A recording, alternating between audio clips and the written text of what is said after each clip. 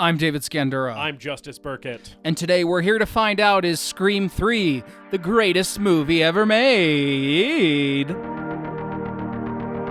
Because you are not dealing with a sequel.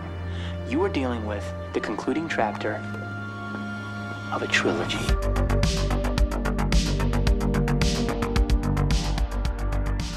Put a little stank on the end there. Yeah, I heard that. That was nice. What's going on? You gotta put a little stank on it sometimes. It gets boring. Yeah, it's much like the third entry of a horror franchise. Sometimes you just gotta switch it up when you've been doing this for a little while. Welcome to the greatest movie ever made, the show where we watch a movie and tell you if it's the greatest movie ever made. What's your favorite scary movie? A movie that is so thoroughly entertaining and compelling that while you're watching it, it's the only thing that matters in the world. Yeah. I almost forgot it, and then I screwed it up. Yeah, that's all right. I'm David Scandura, joined as always by my co-host, Justus Burkett. Yes. What's my favorite scary movie? Not Scream 3. I'll tell you that right now. I don't know that this is anyone's favorite scary movie. Favorite scary movie. Probably not, because if you are even a person who really likes Scream 3, and this movie does have its fans, if you're a person who loves Scream 3, it's still not your favorite because you love Scream 1 and 2 if you love Scream 3. I feel like there is no person in the world who's like, oh yeah, Scream 3 is really where that franchise finds its footing. Right. But yeah, to your point, like, this is, I think, one of the more consistent horror franchises, definitely slasher franchises. Yeah.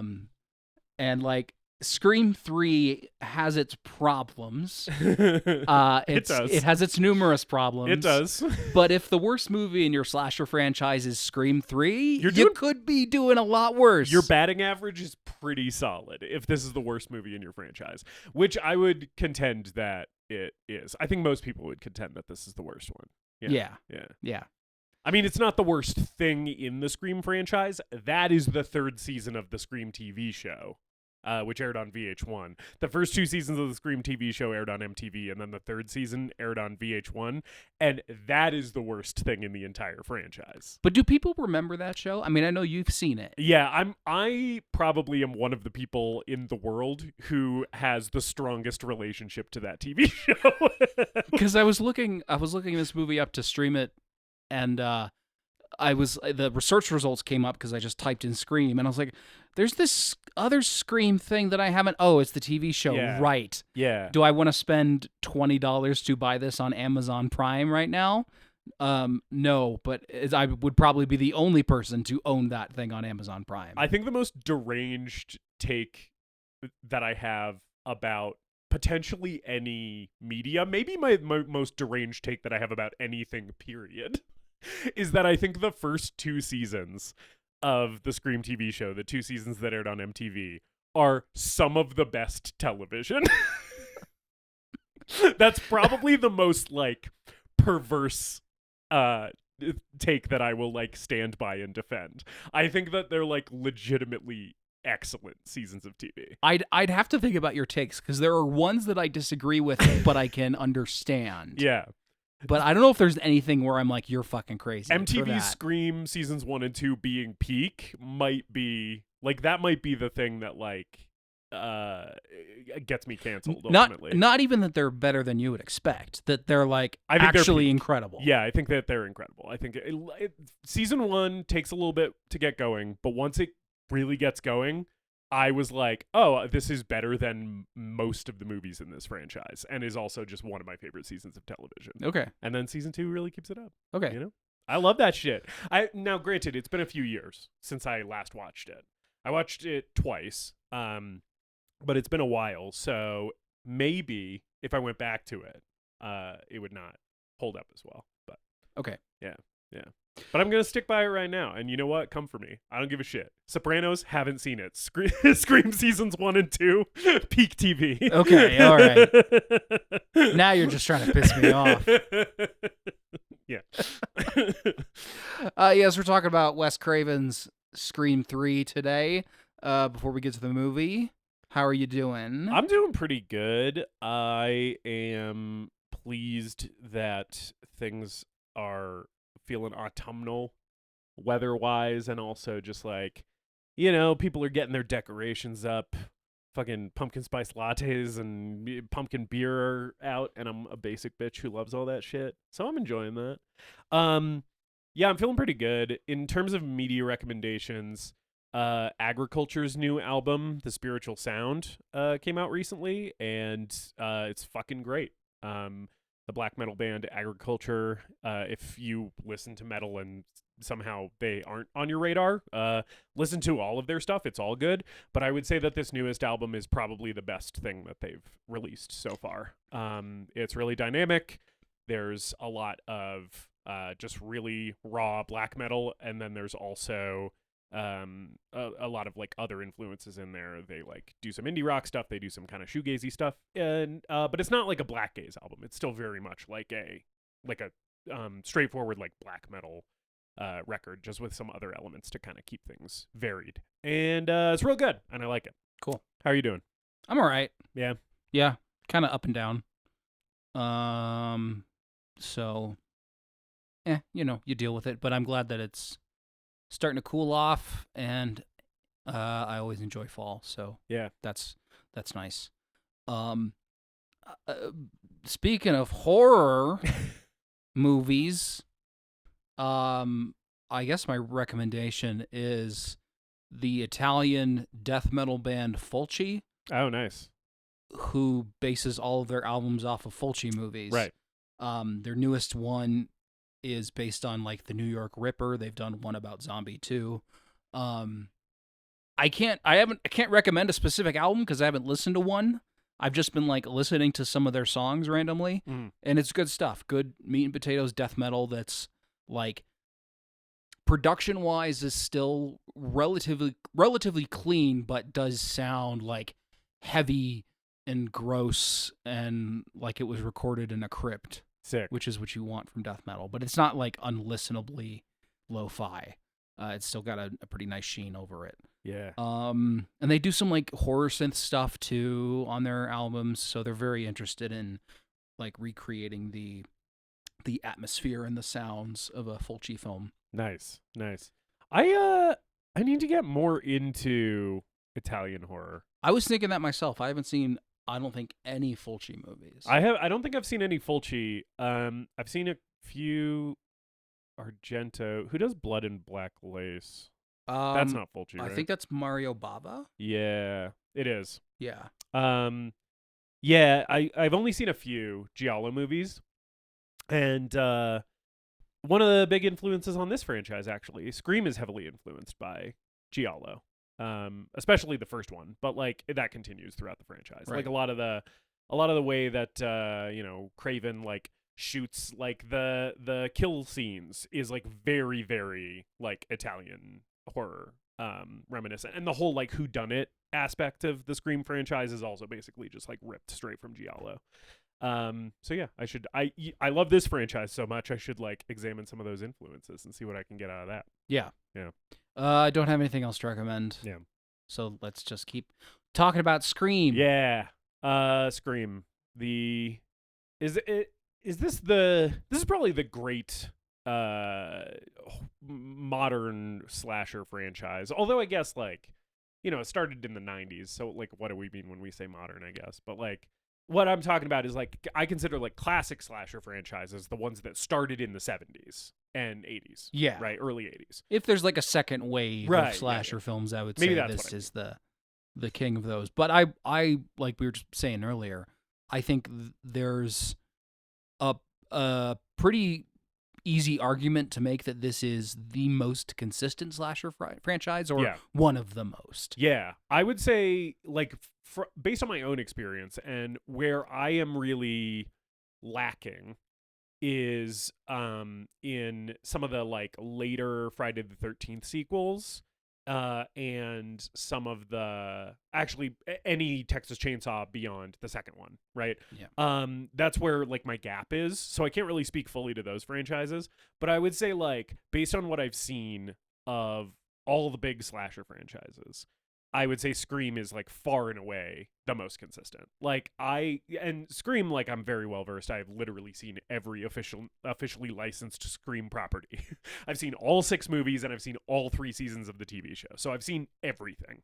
And with the exception of that season 3 of the TV show, it's all some varying degree of good. You know, like that first movie I think is like a masterpiece. It's one of my favorite horror movies of all time. But I even think the floor with the franchise, like it doesn't get much worse than pretty good. Yeah, you know? I mean, I think all the other big slasher franchises of the late 70s and early 80s, Halloween, Nightmare, Friday, Texas Chainsaw, of which I've seen most of all of those, if not all. I've seen all Nightmare movies. I've seen all Friday movies. Yeah. And then I'm missing a couple, like 2 Halloween movies. Right. You just haven't seen the 2 last David Gordon Green ones, right? But you've seen all the rest of them. Right. Yeah. And I'm missing a few of the later Chainsaw movies.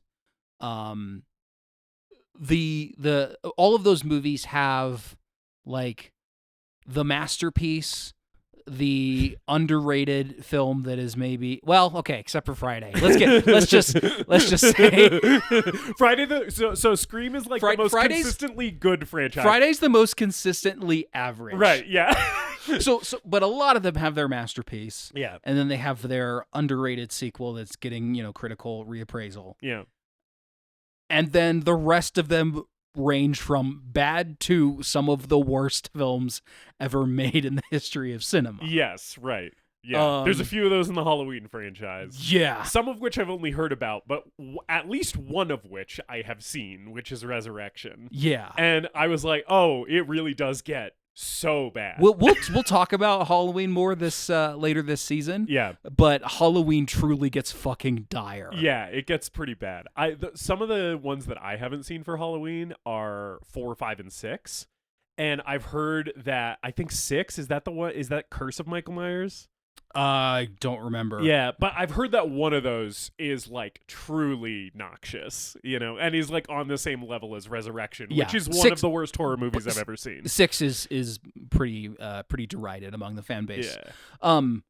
Weirdly, I think the second most consistent slasher franchise is Nightmare on Elm Street. Yeah. But even that has a few stinkers in the mix. Yeah, but it's like it speaks to the artistry and kind of the work ethic of Wes Craven that like 2 of the better slasher franchises are both his, And with Scream specifically, I think it is worth noting that Craven is in the rare position that basically as long as he was alive, he was directing all of these. Mm-hmm. 1, 2, 3, 4 are all him.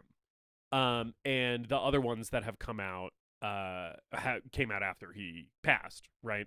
So it's like, yeah, as long as he could helm these things, he was doing it. He wasn't passing it off to somebody else. Which I think, with Wes Craven, it's interesting because it's like you learn about the guy, you like watch interviews with him and listen to him speak about his career.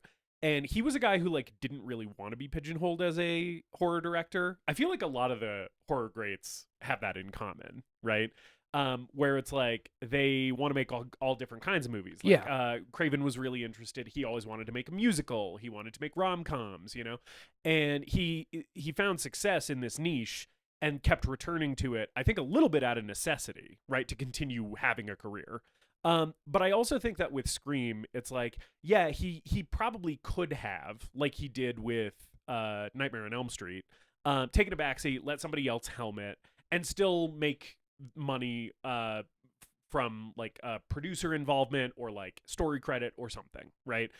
He didn't have to be the one setting up the shots on all of these movies in order to like continue having a career linked to this franchise, but he did. He chose to be in the director's chair for all of these, and I feel like it's like it kind of speaks to the love that he does have for the genre, even though it seems like he maybe resented being pigeonholed into it a little bit, but there was still there's still a lot in these movies where you can tell it's like, oh no, he's still getting something out of this. Right. If there's anyone that's like holding this movie together, it's Wes Craven, because this was at a difficult production. Yeah.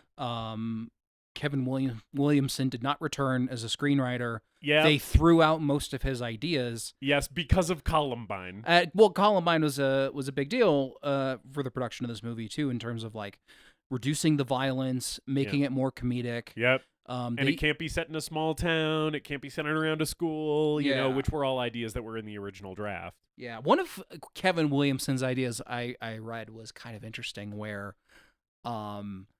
like the Ghostface reveal was going to be these kids who were like fans of Stab that had engineered all of the killings, and like, you know, all the kids get killed at the party at the end of the movie, and then they all stand up. Right. Because they're all in on it. Yeah. I read that in E.T.'s research. I was like, that's kind of cool. Yeah. But I also think like the commentary on fandom was done a little bit better in Scream 5. Yeah, that's true. I agree.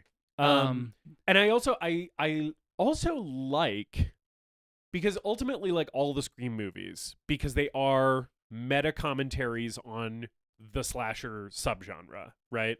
I feel like all of them, by nature of that, by nature of being meta commentaries on a movie genre, are movies about making movies. And that is, nowhere is that more textual than in Scream 3. So I think if there's like a silver lining to the troubled production of this movie, and like how they sort of had a hard time piecing together the plot of this thing, you know, I think that one of the benefits of that is that you get like a pretty authentic, you get the kind of the most authentic version of like a Scream movie that's about making a Scream movie in this one, because it kind of feels like they were like just slapping this shit together on the fly. Like ultimately, like, you know, we're going to talk about the whole movie, so it doesn't matter if I reveal who the killer is now, but it's like ultimately at the end of this movie, the director of the third Stab movie being the killer and being like, I just wanted to make my fucking movie, you know, does sort of feels like tied into the meta narrative, where it kind of feels like Roman at the end is sort of like the production team of the movie being like, I fucking had to pull this shit together by the skin of my teeth. I had to like do so much fucked up shit to get this out, you know? Right.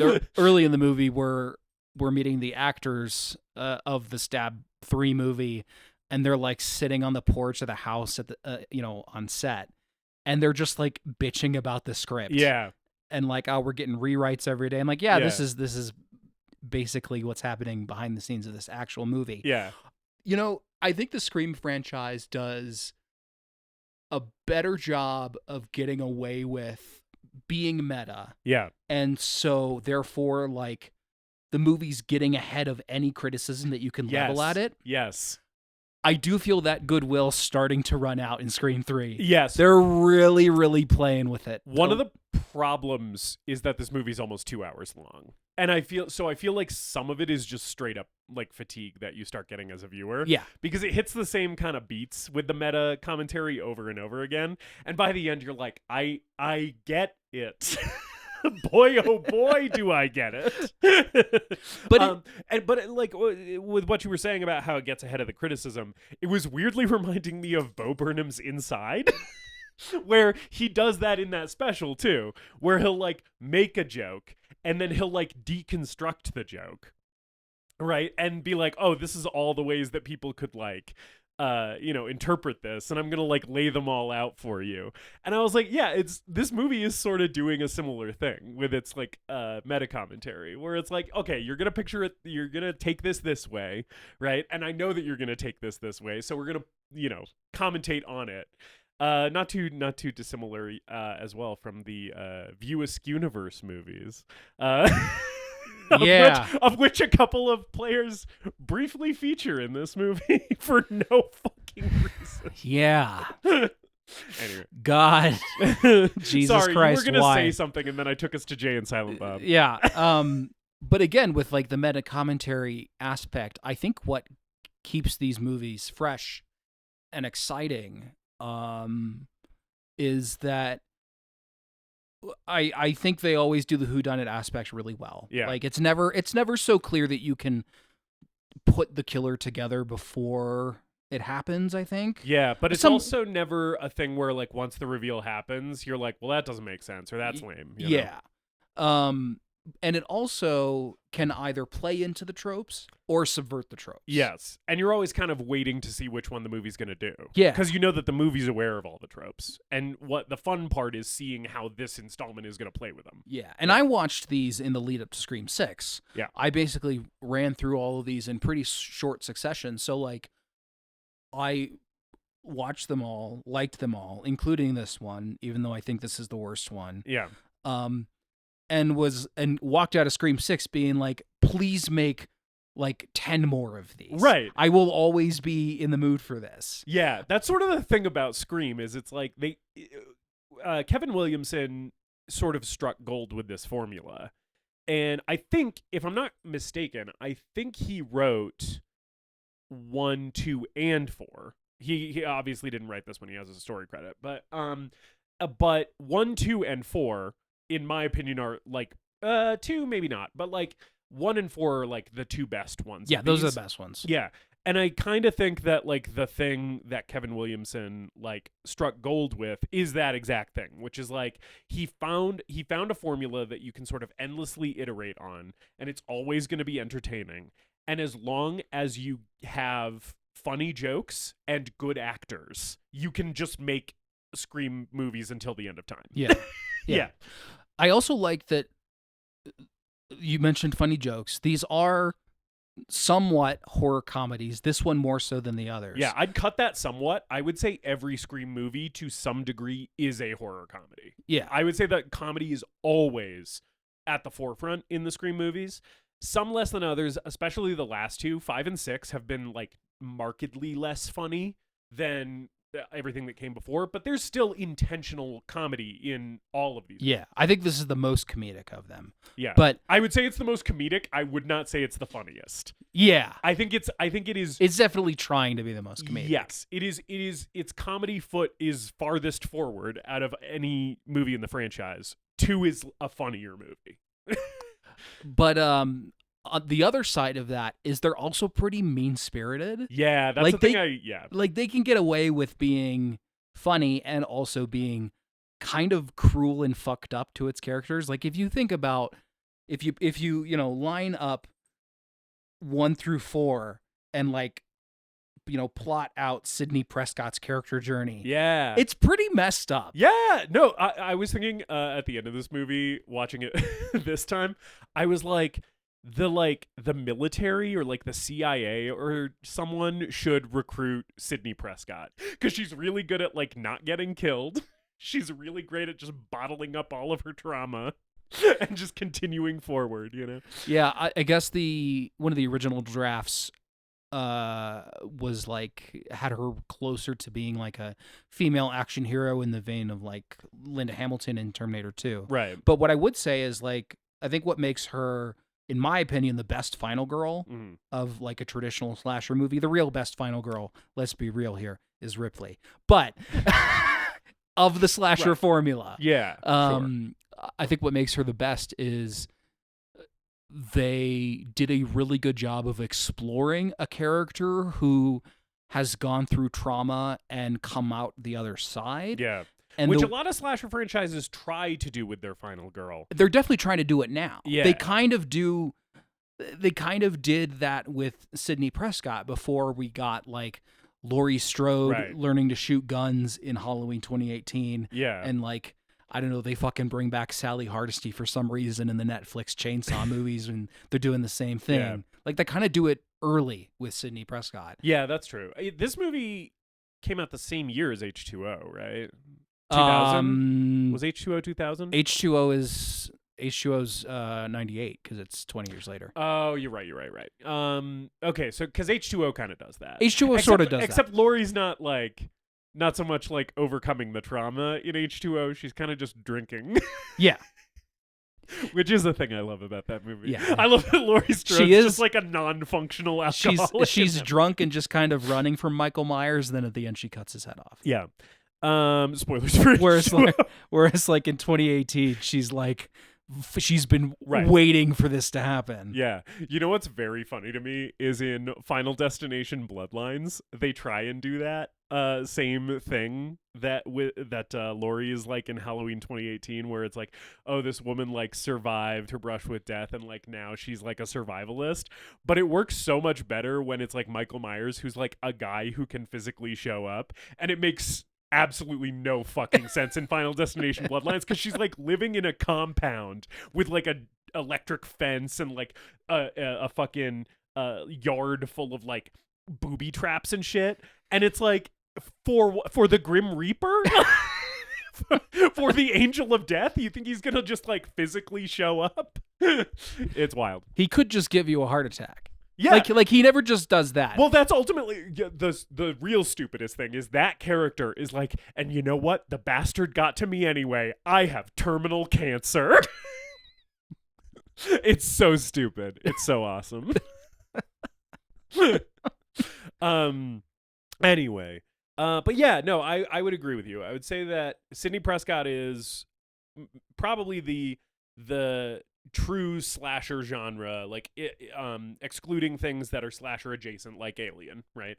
I would say like the slasher genre's greatest final girl is Sidney Prescott.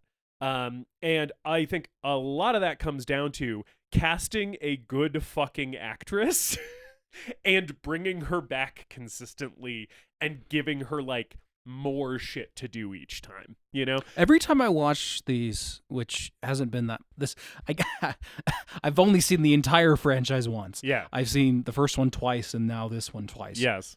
But watching these, I was like, why isn't Neve Campbell the biggest movie star in Hollywood? She's great. I watched 1 and 2 in advance of this record just because I wanted to refresh my memory before, even though I've seen 1 like 100 fucking times.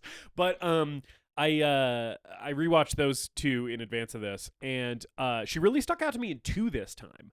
I was like, oh, Neve Campbell is like on fire in Scream 2. She is like really, really committing in that movie. And in a way that I think she doesn't really get the chance to in this one, because she's not really in it enough. They don't give her enough to do in this one. Right. She had a shorter window to film this movie because of scheduling. Yeah. But my hot take is, or I don't know if it's a hot take, I'm sort of okay with the fact that they withhold her for so long. Yeah. Because you know who fucking rocks in this movie? Who rocks in this movie? David Arquette, dude. That's fucking right, he does. David Arquette's so good. David Arquette is top billed in this thing. You know what? As he fucking should be. God bless David Arquette. David Arquette... watching this movie again, I was sort of like, I think David Arquette is maybe one of my favorite guys in a slasher movie, and part of that is just because like the character is so well tailored for him. Like he's such perfect casting for Dewey, but also just like David Arquette as a guy has always been sort of magnetic to me, because I feel like he is like he's the perfect movie star for guys like me, which is to say like guys who are like kind of losers. Because it's like he's sort of a loser in the Scream movies. Like Dewey's kind of like this like bumbling, like well-meaning but kind of oafish cop, you know. But he's like not dumb. He's just like a little he has to work hard to do anything competently. Yeah, I mean he's right. he's a schlub who's trying to get his shit together. Yes, and I love his relationship with Gale Weathers. I love that it mirrors his actual relationship with Courteney Cox in real life.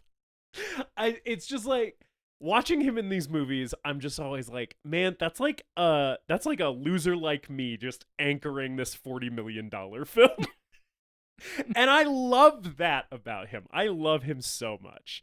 I also love that he was like wrestling's most maligned champion for a long time, and then he like went back to try and prove everybody wrong and almost got killed. Yeah, that's what I was gonna say. Fucking cool. I haven't seen him in much else, but I really want to see the documentary You Cannot Kill David Arquette about his wrestling career. Yeah. Because that's just insane to me. I really want to watch that too. After watching this movie last night, I watched the trailer for that, and I was like, I gotta fucking watch You Cannot Kill David Arquette, because he just seems like, I don't know, he just seems so relatable to me.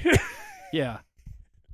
I love the guy, and he's great in this. He's like truly, I think, excellent in this movie. Yeah, I don't know if this is his best performance of the series, but I do remember him getting better with each movie for me when I watched through these the first time. Yeah, and I think that that's true. Like, I remember his performance in 5 being like one of the best parts of that movie, probably the best thing in that movie. I think he's really well used in 5. Yeah. I guess he's coming back for 7, maybe. How? They'll find a way. They were trying to keep it secret, and then it leaked. Well, they're bringing back fucking Matthew Lillard too. Yeah, that's true. And I guess in 3, Jamie Kennedy is technically in this movie, even though he was killed in 2. So there's whatever. Maybe Dewey made an "in case of my death" video like Jamie Kennedy did.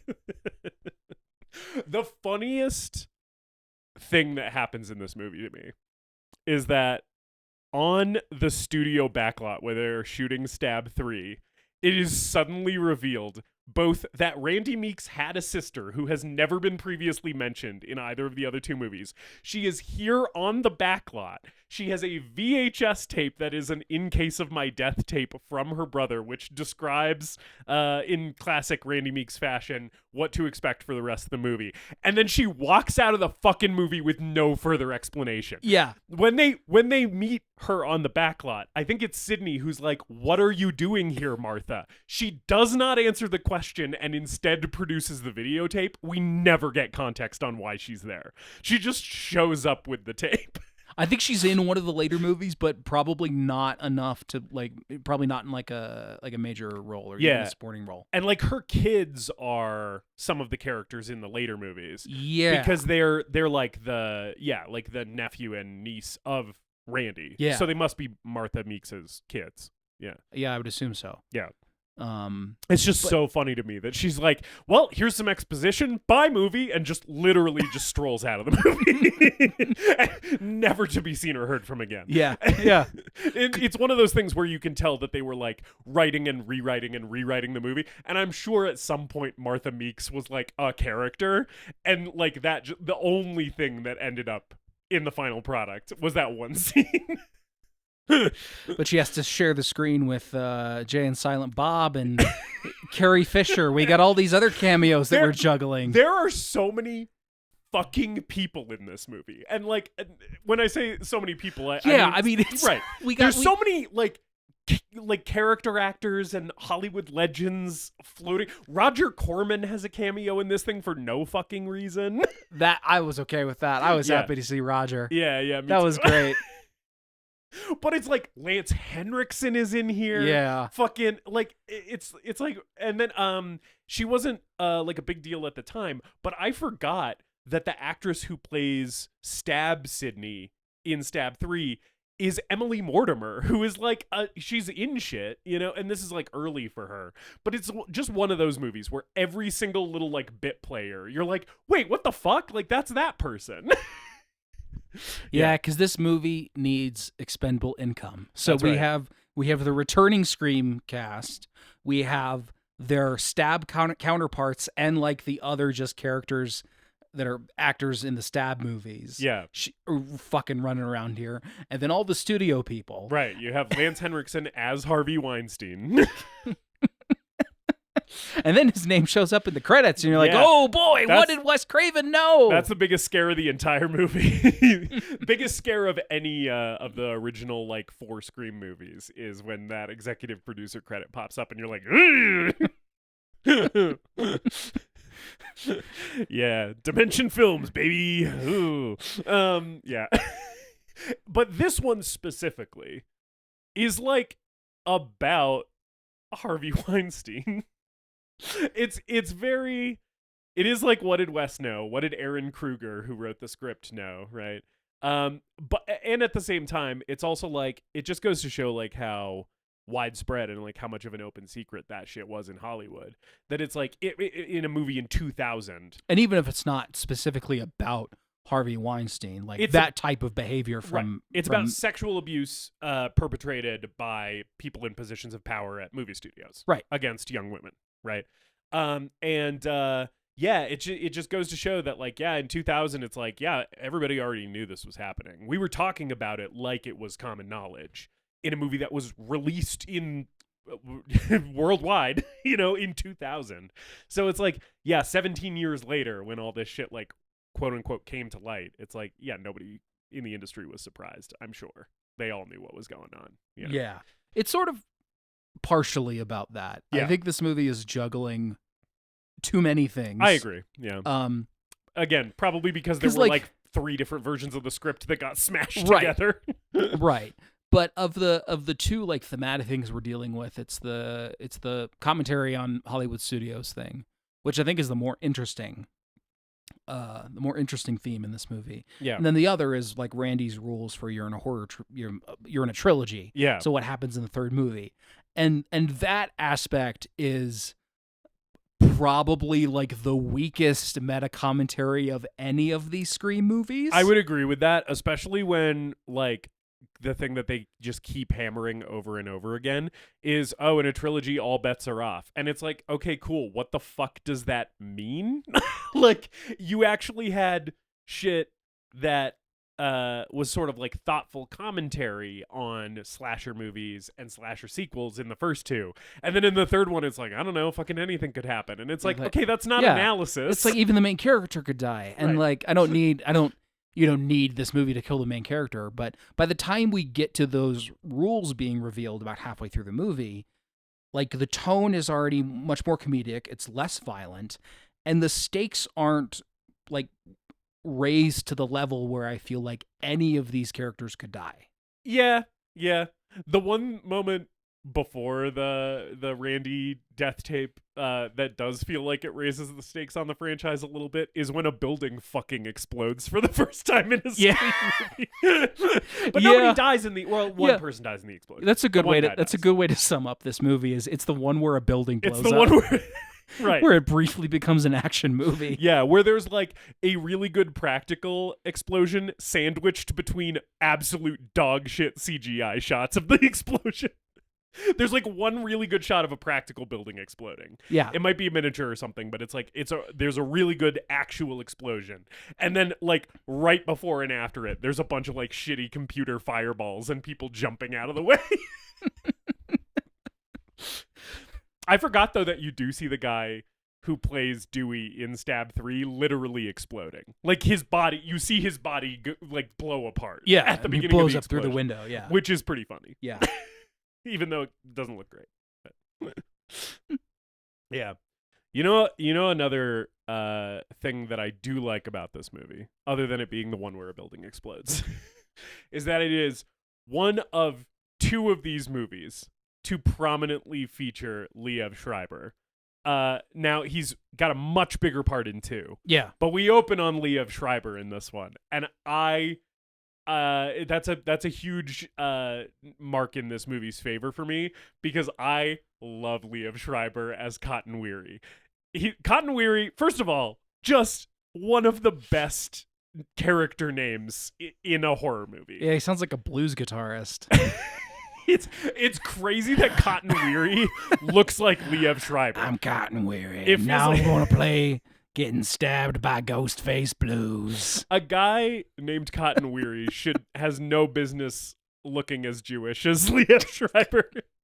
Well, in the first one, he's like, he's in prison for the murder of Cindy's mother. Yeah. He's been in prison. So it's just like Liev Schreiber's on the TV, on the news throughout that movie. Right. They shot like some B-roll of him walking in like an orange jumpsuit.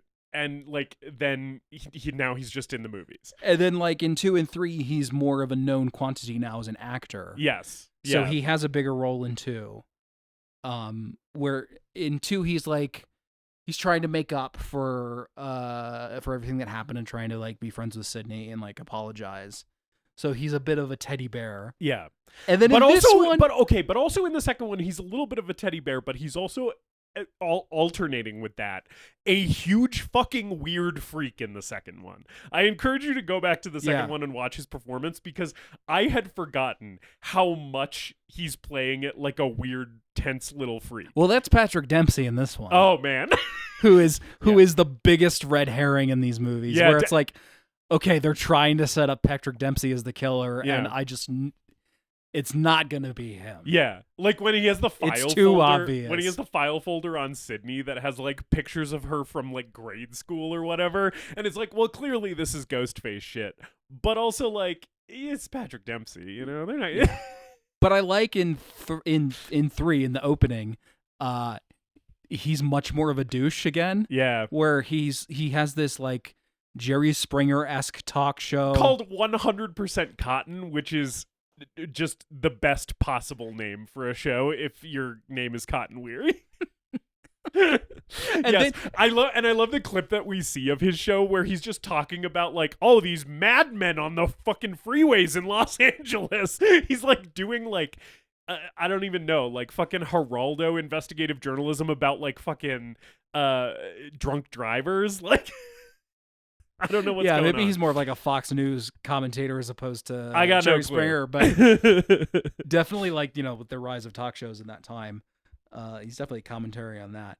But then like his girlfriend's calling out to him because she thinks he's in the house and is actually Ghostface, and she's like, you know, I don't like it when you play one of your stab games with me. Right. Which is implying that this man is having like weird sexual role play with this woman based on the murder that he was falsely accused of and served a year in prison for. Yeah. Right? He's like, oh yeah, like you know, it's also so funny that he is famous for not being a murderer. Like that's what Cotton Weary is famous for. Well, that's what O.J. Simpson's famous for. Right. You know, he had the football thing before that though. Cotton Weary, maybe he's so famous for not being a murderer that he wrote a book called "What If I Did It." The if is really small. Yeah. Cotton Weary. I mean, you know, Liev Schreiber is 6'3". He could have probably had a professional sports career. You know, he's a big beefcake. Yeah, he is fine as fuck. High Priestess Pod watched this movie with me, and she and I both vehemently agreed on that. Liev Schreiber, total snack. You know, David Arquette's kind of doing it for me in this one. Yeah, he's David Arquette is very unconventionally handsome. He looks like a really regular guy, but every once in a while you'll catch him from the right angle, and you'll be like, he's looking good. Yeah. Anyway, I forgot what I was saying because I had to stop to talk about how sexy Liev Schreiber is. He's but it's very funny that he's famous for not being a murderer. It's also very funny as a guy who is famous for not being a murderer to role play being a murderer as some kind of sex game with your fiance that she's like not really into. Right. There is something going on with Cotton Weary, and unfortunately we don't really get any further insight into what it is because he gets fucking knifed. But it's probably good. Like, I don't think you could have taken Cotton Weary much farther. It's true. I feel like we get enough Cotton between 2 and 3. It's just I am sad to lose him because he is one of my favorite characters in the whole franchise. Yeah. He's so funny to me. Especially because it's like he gets out of jail after being wrongly accused of murder. He spends a year in prison, right? He gets out, and then immediately he's like, well, my next move is clearly just becoming famous. as everyone who has ever been falsely accused of a crime and then released when exonerating evidence comes to light does, right? We all go on talk shows and become famous. That's it's one of the paths to stardom. Yeah. They just seize their 15 minutes and keep going. Yeah. You know what I really like? Huh. The Creed needle drop in this. What if? First of 2 Creed songs in this movie. And a Creed poster. Yeah. Creed is sprinkled heavily throughout Scream 3. I was looking at the credits see the other songs that are in this movie. We get a new version of Red Right Hand by Nick Cave. Yes, we do. Yeah, it's cool that they got Nick Cave to re-record that song just for this. Yeah, I think it's only for this one. Yes, and it's like with new lyrics that tie in more closely with the events of this movie. Yeah. Red Right Hand, of course, is in like every Scream movie. It's like one of the staples of the franchise. Yeah. But there's also like Static X on the soundtrack. Yeah. I saw there's Spiders by System of a Down, and I could not tell you when that plays in the movie. I don't know either. Yeah. But, not sure. It was funny that for a while, slasher movies just had nu metal as their soundtracks. Yeah, I do like that this is kind of a nu metal slasher movie. But like before the era of bad nu metal slasher movies, before the Platinum Dunes nu metal slasher movie. Yeah. Or Saw, like every Saw movie has like the music inspired by the motion picture Saw 5 or whatever, where it's like you got Deftones and then like a remix of a Limp Bizkit song and then Suicide Silence and maybe Killswitch Engage. Yeah, all those great bands that everybody, still listens to that have held up perfectly since the mid 2000s. Deftones people like. Yeah. I just don't see a lot of kids with Killswitch Engage shirts anymore. No, people still like Killswitch. Oh, do they? Yeah. People still like Limp Bizkit. They definitely still like Killswitch. Well, I mean, how can you not like Limp Bizkit when Fred Durst is such a charismatic figure? Big fan of his performance in I Saw the TV Glow, where he just frowns. Yeah, he's just a menacing bald guy presence for most of that movie, and then you get to like the last 30 minutes, you're like, oh, that's Fred Durst. I've just seen his face for the first time. He's just in there being grumpy. Speaking of Limp Bizkit, you know what this movie is also full of? Rolling. Because people are fucking falling down hills and staircases. They're at one point when the house explodes. Everybody's like falling down the hill after the explosion, and there are multiple shots of like stunt people rolling down this hill. And I was watching this with the subtitles on because I was viewing it with the Podmaster, and she requires subtitles when she's watching anything. And biggest laugh of the movie, funniest shit of all time. There's like an ADR line from one of the actresses in the Stab 3 actresses that just says, "I can't stop rolling." Which is, it really fucking sent me. It was just like the movie doesn't trust you to just like accept this visually. They were like, no, we need someone saying that they can't stop rolling down the hill. And then right after that, Dewey then rolls down a hill more. He because I think he gets a shot off at Ghostface or something, and the kickback knocks him down the hill. And then at the end of this movie, everybody's falling down those stairs into this basement full of costumes. I don't know how Patrick Dempsey survives this movie. He gets his shit rocked. That's a thing that I actually also really appreciate about just Scream as a franchise. In most slasher movies, there's a lot more running away from the killer and hiding and stuff, and way less fisticuffs. Scream is just full of people getting backhanded, kicks to the face, and a thing that I really appreciate is that Ghostface is often heavily on the receiving end. Yeah. One of my favorite things about a Scream movie is just seeing this fucking Edvard Munch-looking motherfucker get his absolute shit beat in.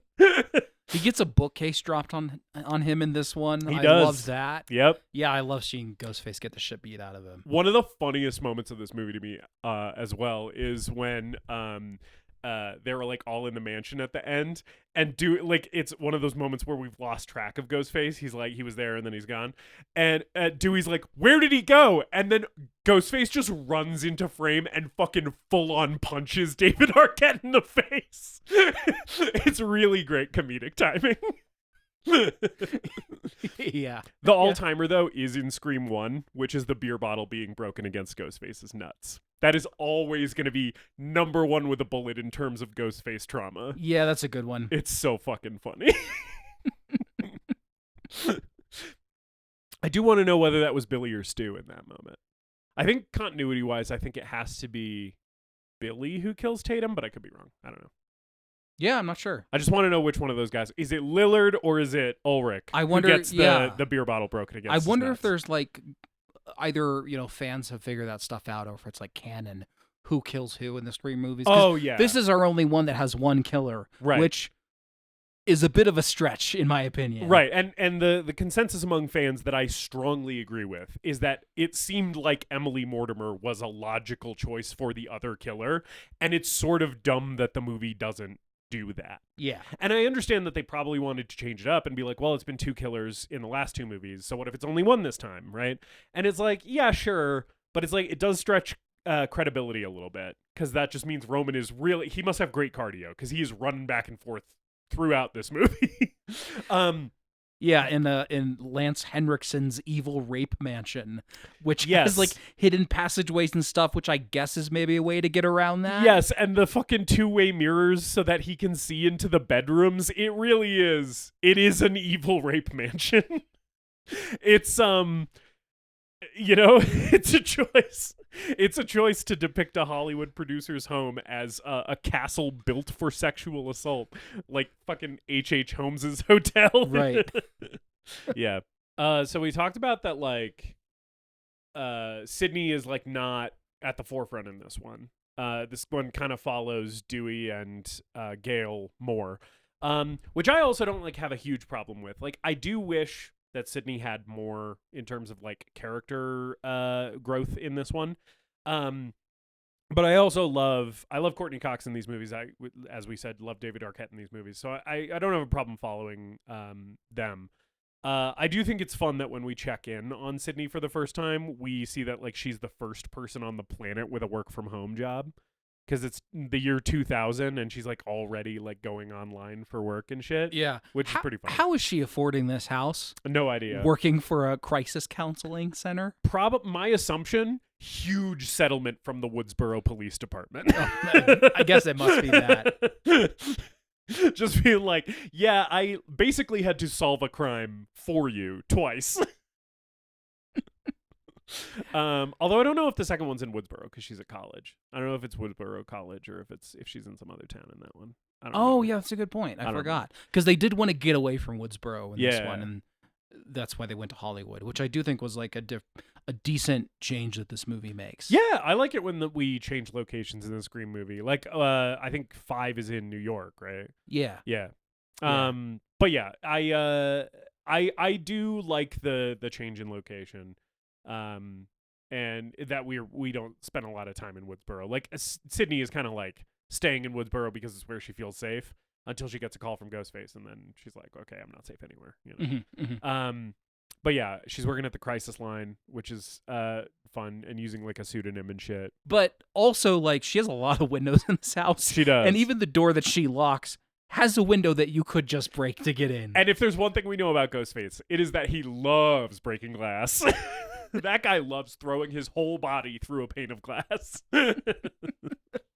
Yeah, windowless house would probably be the safest from Ghostface. Yeah, maybe reinforce the door with something, you know? Yeah. But she's like, she doesn't live in LA. She lives like in the woods. Yeah. Like probably like Northern California or something like that. Yeah. And so she spends most of the time throughout this movie kind of ignoring what's going on and staying away from it. Yeah. And then it's only through like she's getting hallucinations or dream sequences and like revisiting some of that trauma. Yes. That she decides to come down. I do like that this movie turns into Nightmare on Elm Street for a little bit. With the fucking body of her mother like in the sheet, you know? Mm-hmm. And also just the way that like the ghost scene when she's having like the dream of her mom as a ghost, the way that scene is like shot and lit is so Nightmare on Elm Street. It looks so much. And I'm like, all right, Wes, right. I've seen the other franchise that you, right. It's just, it's very funny to me. Yeah. I was thinking like, cause I couldn't exactly remember a lot from this movie. Yeah. I remember the house blowing up. Yeah. I remember the Stab 3 set piece, when they're on the set. Yeah. And I remember Roman being Ghostface, but for a while I was like, did he hire an actress to like play her mom as a ghost and torment her? That doesn't make sense. No, he's looking for her for the whole first half of this movie. Yeah. Doesn't know where she is. No, she's just having scary dreams. Weird dreams. Because it's never she never like wakes up and it's clear that it's a hallucination. I think in the first one she does. But then later when she sees I guess later when she sees the mom again under the sheet, it's revealed to be Ghostface, and he's just doing shit with the voice changer. Yeah. But I think we do see her wake up. Yeah, that one. I like the voice changer. Yeah, that's a good way to switch things up. Where now the voice changer just does anyone's voice. Just it's somehow he has like AI. He can just do an AI deepfake voice. Yes, Scott Foley in this movie invented fucking AI deepfakes as a film director. I do like, though, that like the reveal sort of makes sense in terms of like him faking his own death with like the blood and everything, and then him also having this super high-tech voice changer. When you realize that this guy's like a big shot Hollywood director, right? It's like, oh yeah, he has more resources than fucking like Billy Loomis did. Yeah. You know? I was thinking about this. How does he stop his pulse, though? Because Gail checks his pulse when she finds him in the coffin. I really don't. Maybe Gail is just not good at checking pulses. Is that just the Billy superhuman comment? Because like that is right. That is just like, okay, so he survived being stabbed, which he's a big beefy guy. Maybe I could see him getting like a second wind and springing up. Yeah. And then Patrick Dempsey shoots him in the chest a bunch. He still has the bulletproof vest on. Yeah. Maybe he's just like a Bene Gesserit. He just has just control over his heart rate. control over every cell in his body, and he can like pretend to be dead. Yeah, it is funny that they like do all the shit where they hype up like, oh, this time the killer's supernatural, and then his superpower is bulletproof vest. This movie's obsessed with bulletproof vests. It loves bulletproof vests. The whole third act is basically centered around bulletproof vests. Yeah. Yeah. Which, I feel like one of the things I like about the Scream franchise, too, is that it's a slasher that is, like, not afraid to bring in guns. So I feel like it's a logical evolution. We need more Ghostface with guns. That's what I liked about Scream 6. I think by Scream, 9, everybody's just going to be in the full, John Wick, armor. Like they're gonna be wearing the bulletproof suits. There's gonna be those guys that you have to shoot in the neck to kill. Ghostface is gonna be wearing that shit. No, by then he should be trying to kill people with a truck, like in a Mission Impossible movie, where he's just running them down with a giant reinforced Hummer. with a fucking 50 cal in the back. Yeah, and it's we find a really, really big staircase, and just have the main characters run down the staircase as Ghostface she follows them in a Hummer in the streets of Paris or something. Scream Fury Road. Yeah. Yeah. Yeah. So with all the Sydney stuff, I don't mind that they keep her out of the main thrust of the movie. I would mind more if we didn't have Courteney Cox and David Arquette to follow. And a lot of their shit early in the movie does kind of feel a little sleepy to me. It feels a little This one takes a while to get going, And a lot of it is just them on the Stab 3 set. Dewey's working there as a consultant.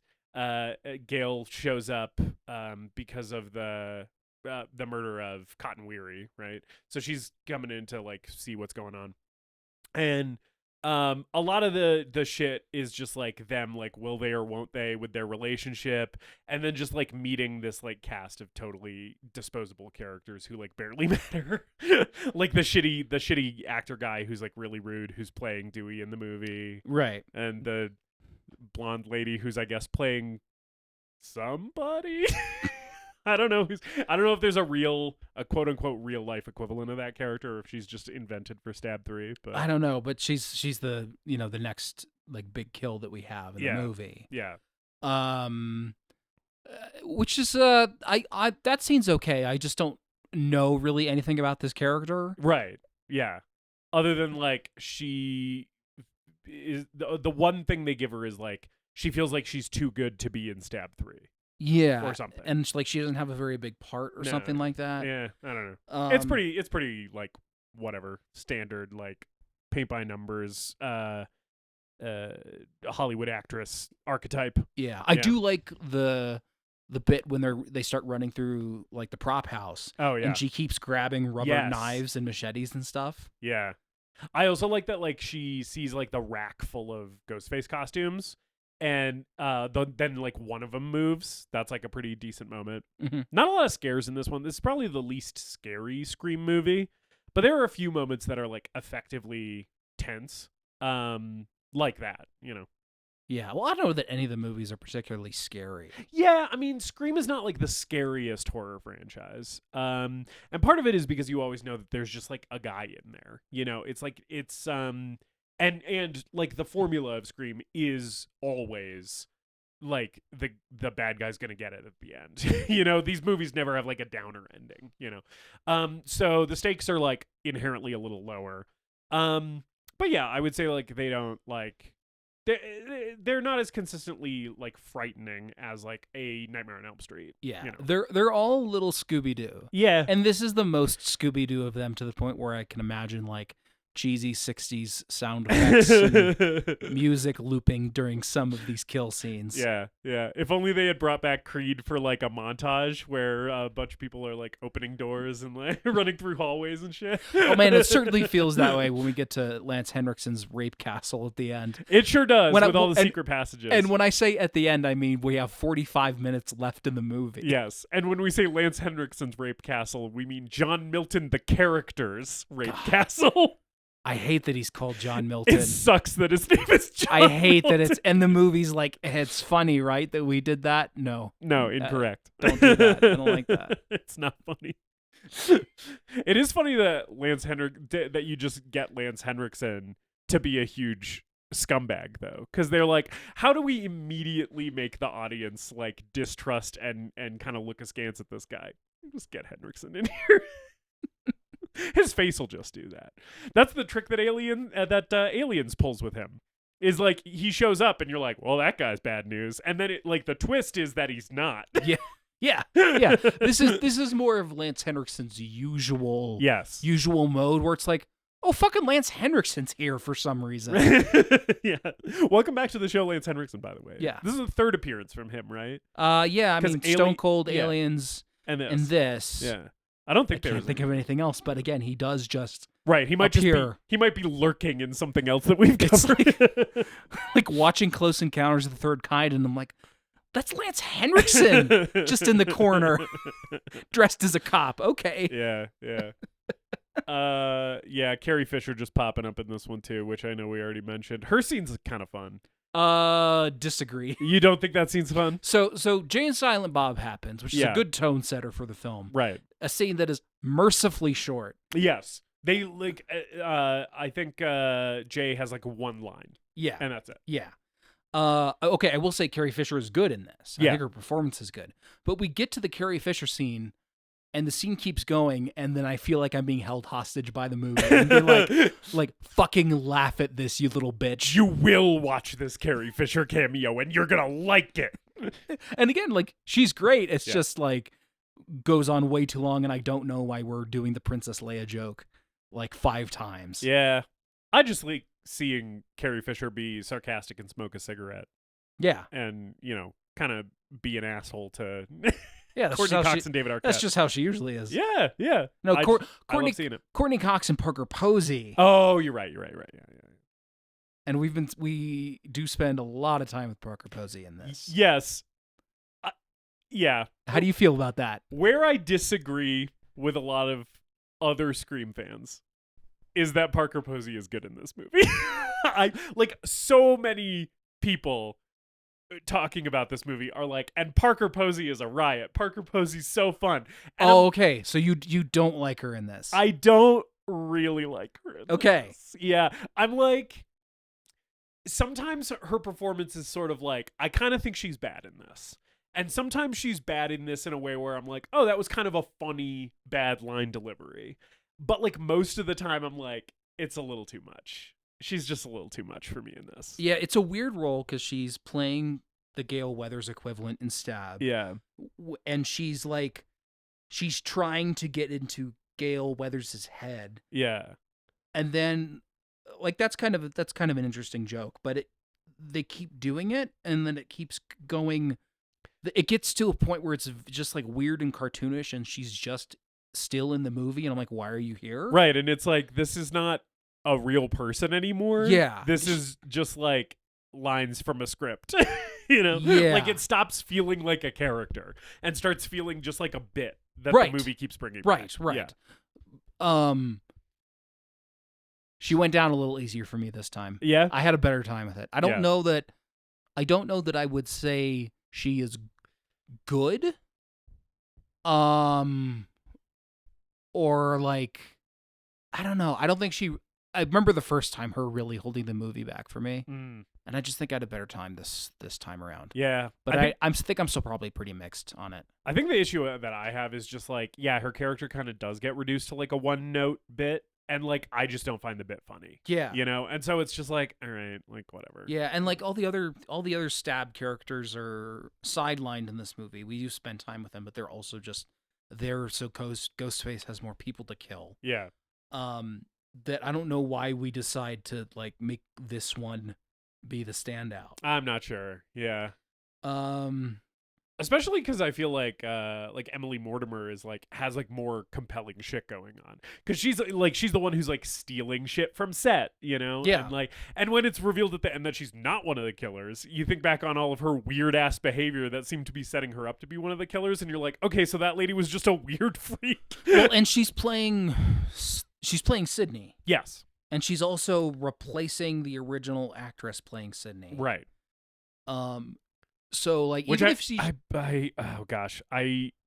a real, because it's a real person. In Scream 2, they show a scene from Stab, and it's Luke Wilson playing the Skeet Ulrich role, and then it's Tori Spelling as Sydney. So Emily Mortimer is like, or I guess Angelica, the fake actor, is in universe replacing Tori Spelling as Sydney in these movies.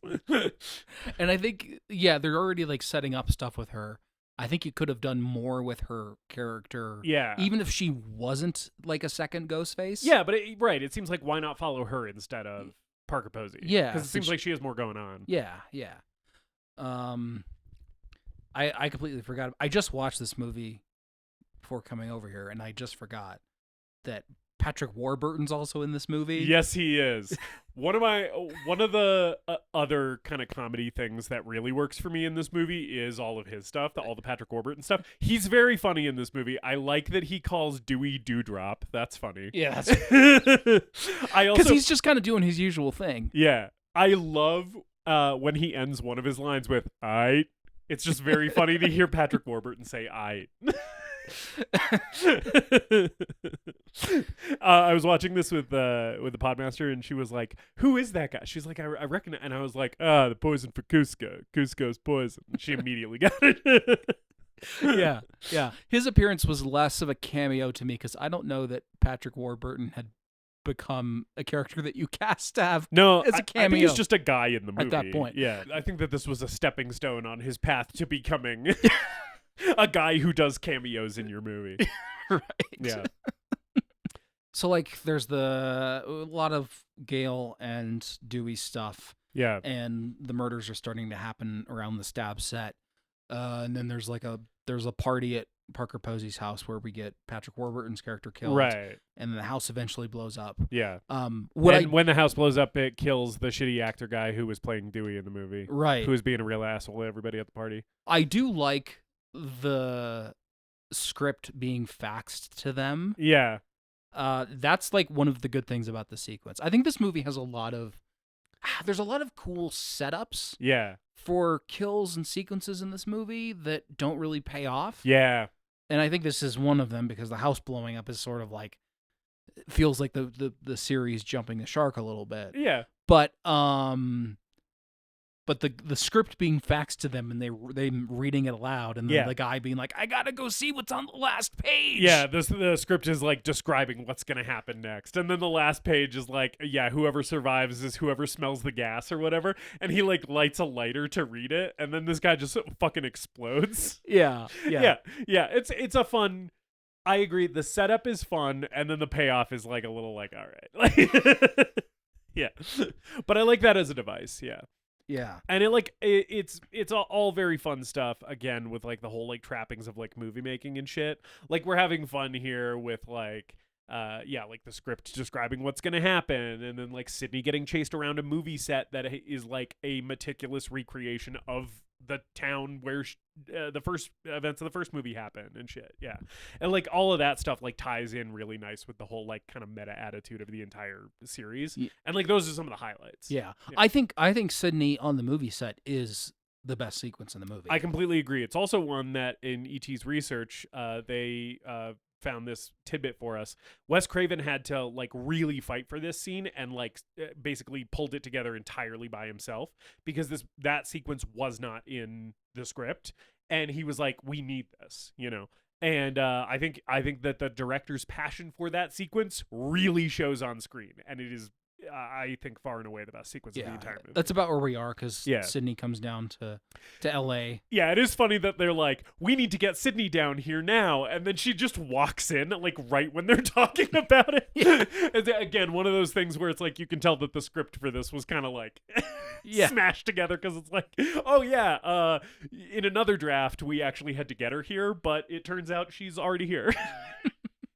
Yeah, and she meets the actress playing her in the bathroom with when she's still in the mask, and then she walks onto the set. Yeah. And I like that this.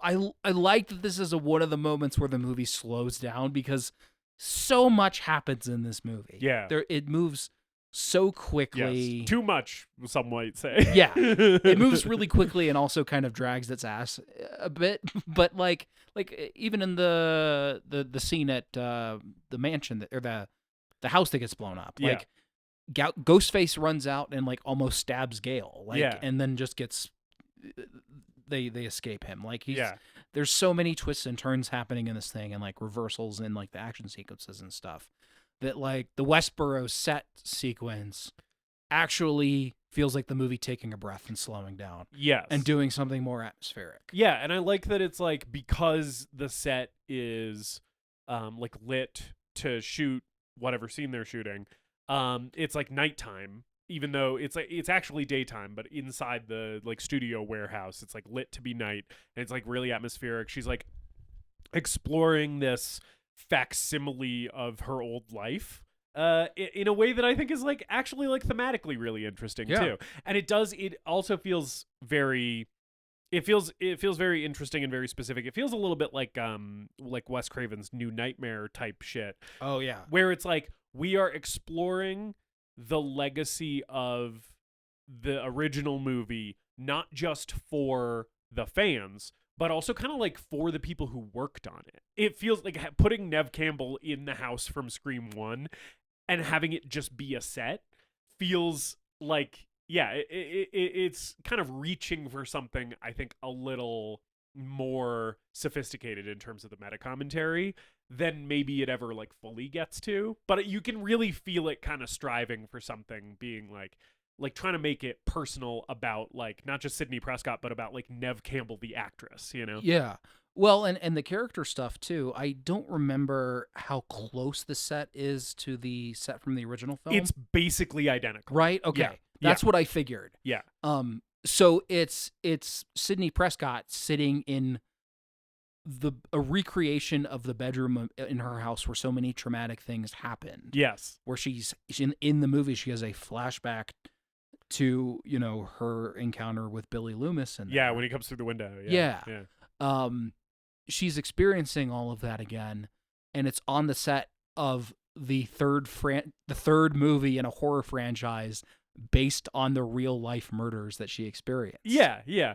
It's almost like too, this movie could have had a point about true crime as well, but it feels maybe a little too early. Like 2000 was just like, it feels like this movie's a little ahead of the conversation that it could be engaging with. It's a thing that the movies have been attempting, I think. Right.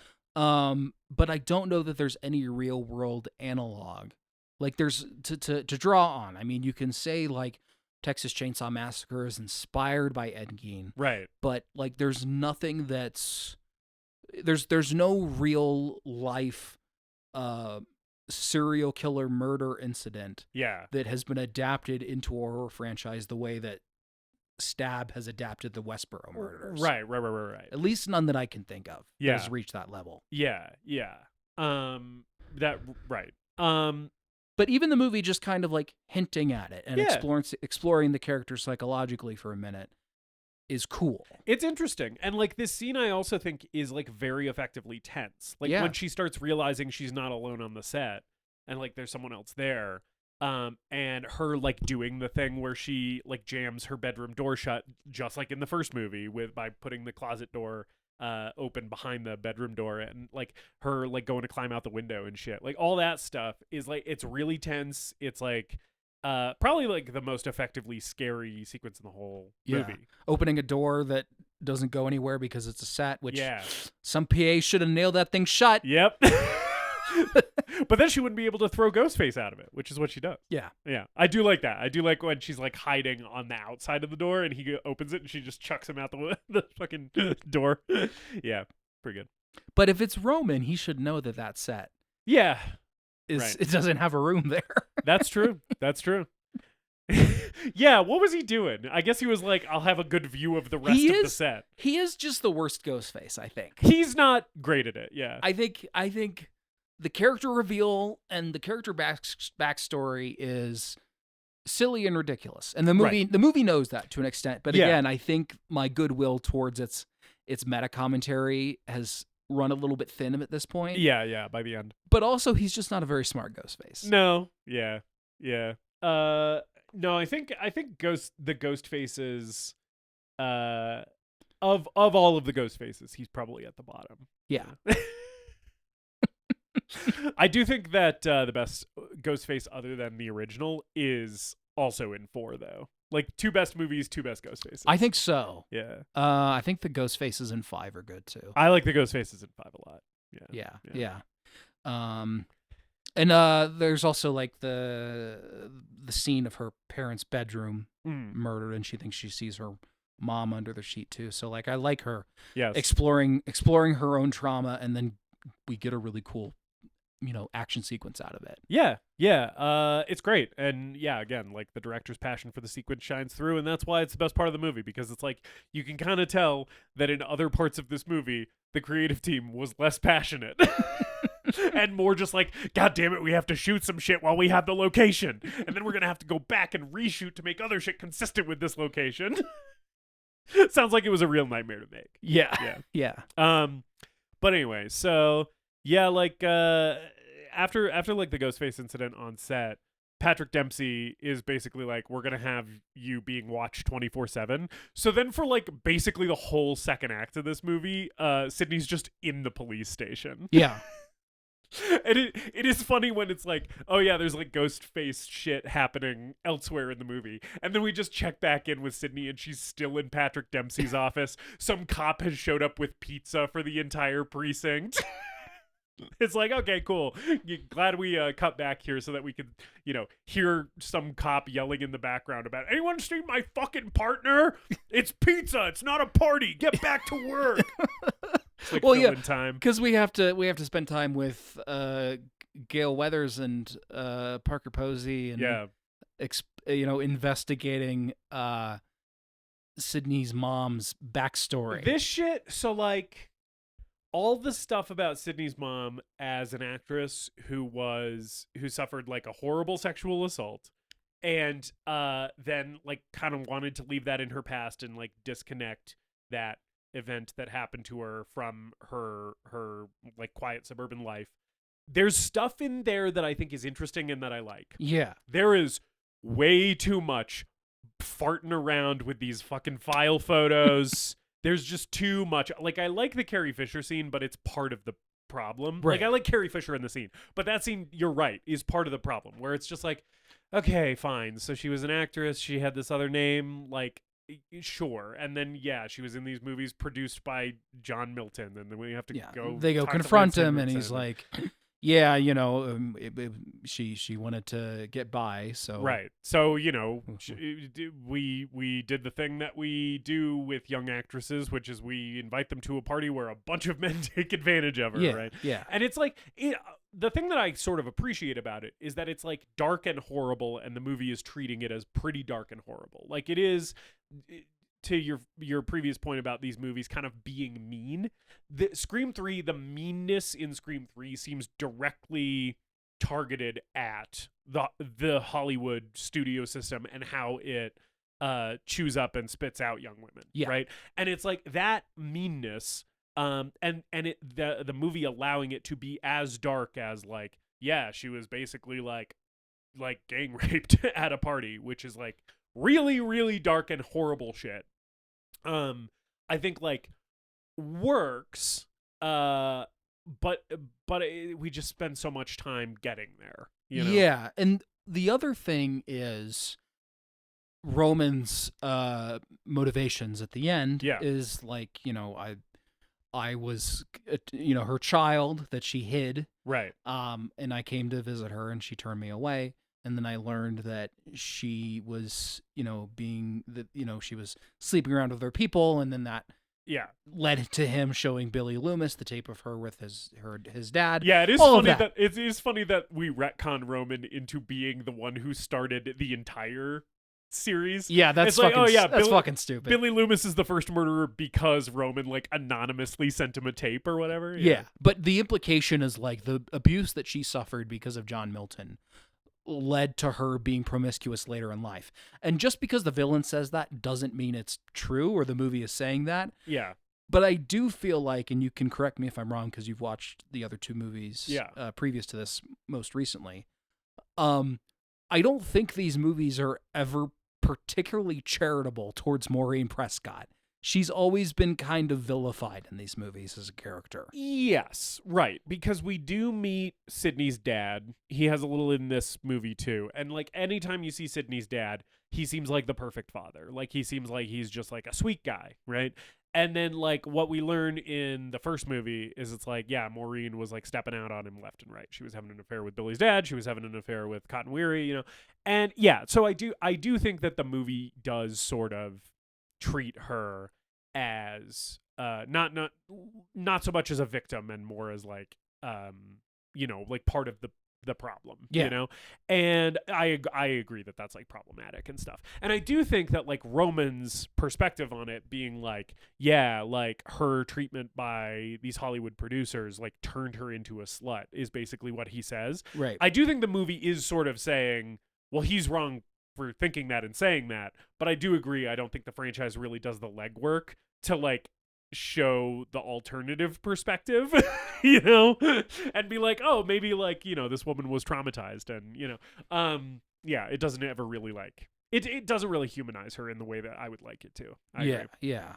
For a movie to spend so much time building her up and then just kind of like reducing her to a plot point. Yeah, and then like after this movie, we basically forget about her. Like Maureen Prescott looms really large in the first three movies, and then after this one is basically like gone. Right. So like it's a weird note to end that whole thing on. Yeah. Even though I think what ultimately the movie is trying to say like comes from a well-intentioned place, I think it's like not executed as well as it could be. But, this is also the guy who made Last House on the Left. So, yeah, he's grown a lot since then. I haven't seen Last House on the Left, but I know enough about it that, yeah, I can see that. I can agree with you on that. A movie that probably treats sexual assault worse than Scream 3, I'll say that. Yeah. Yeah. Yeah. Very, very unpleasant to watch, that movie. I might watch that this Halloween. I recommend it. I like that movie despite the things that I just said about it. I think it's a great horror movie in that it is profoundly and deeply disturbing. Yeah. Which is what you often want a horror movie to be. Last House on the Left is an evil film. Yeah. Yeah. I every Halloween I try to watch at least 31 horror movies. Yeah. Over the month of October. And normally I end up kind of having a nice mix in there of like old favorites and new stuff. I'm trying to branch out even further this time. Yeah. And just like pick more random obscure things or things I've been meaning to watch. And I've definitely been meaning to watch Last House. Yeah. Yeah. You should just need to pick a good night to watch it when I'm in the mood to be traumatized. In the mood to watch some of the most fucked up shit you've ever seen. And then the last 10 minutes of that movie, which is fucking awesome. No spoilers though. Yeah, I don't know. Like, so all that stuff, all the Hollywood commentary on, Weinstein-esque figures is like, it's a mixed bag in this one. Right. Yeah. We're basically at the final set piece of the movie. Right. Which is John Milton's mansion. Yes. Where they're having another party for some reason. It's Roman's birthday.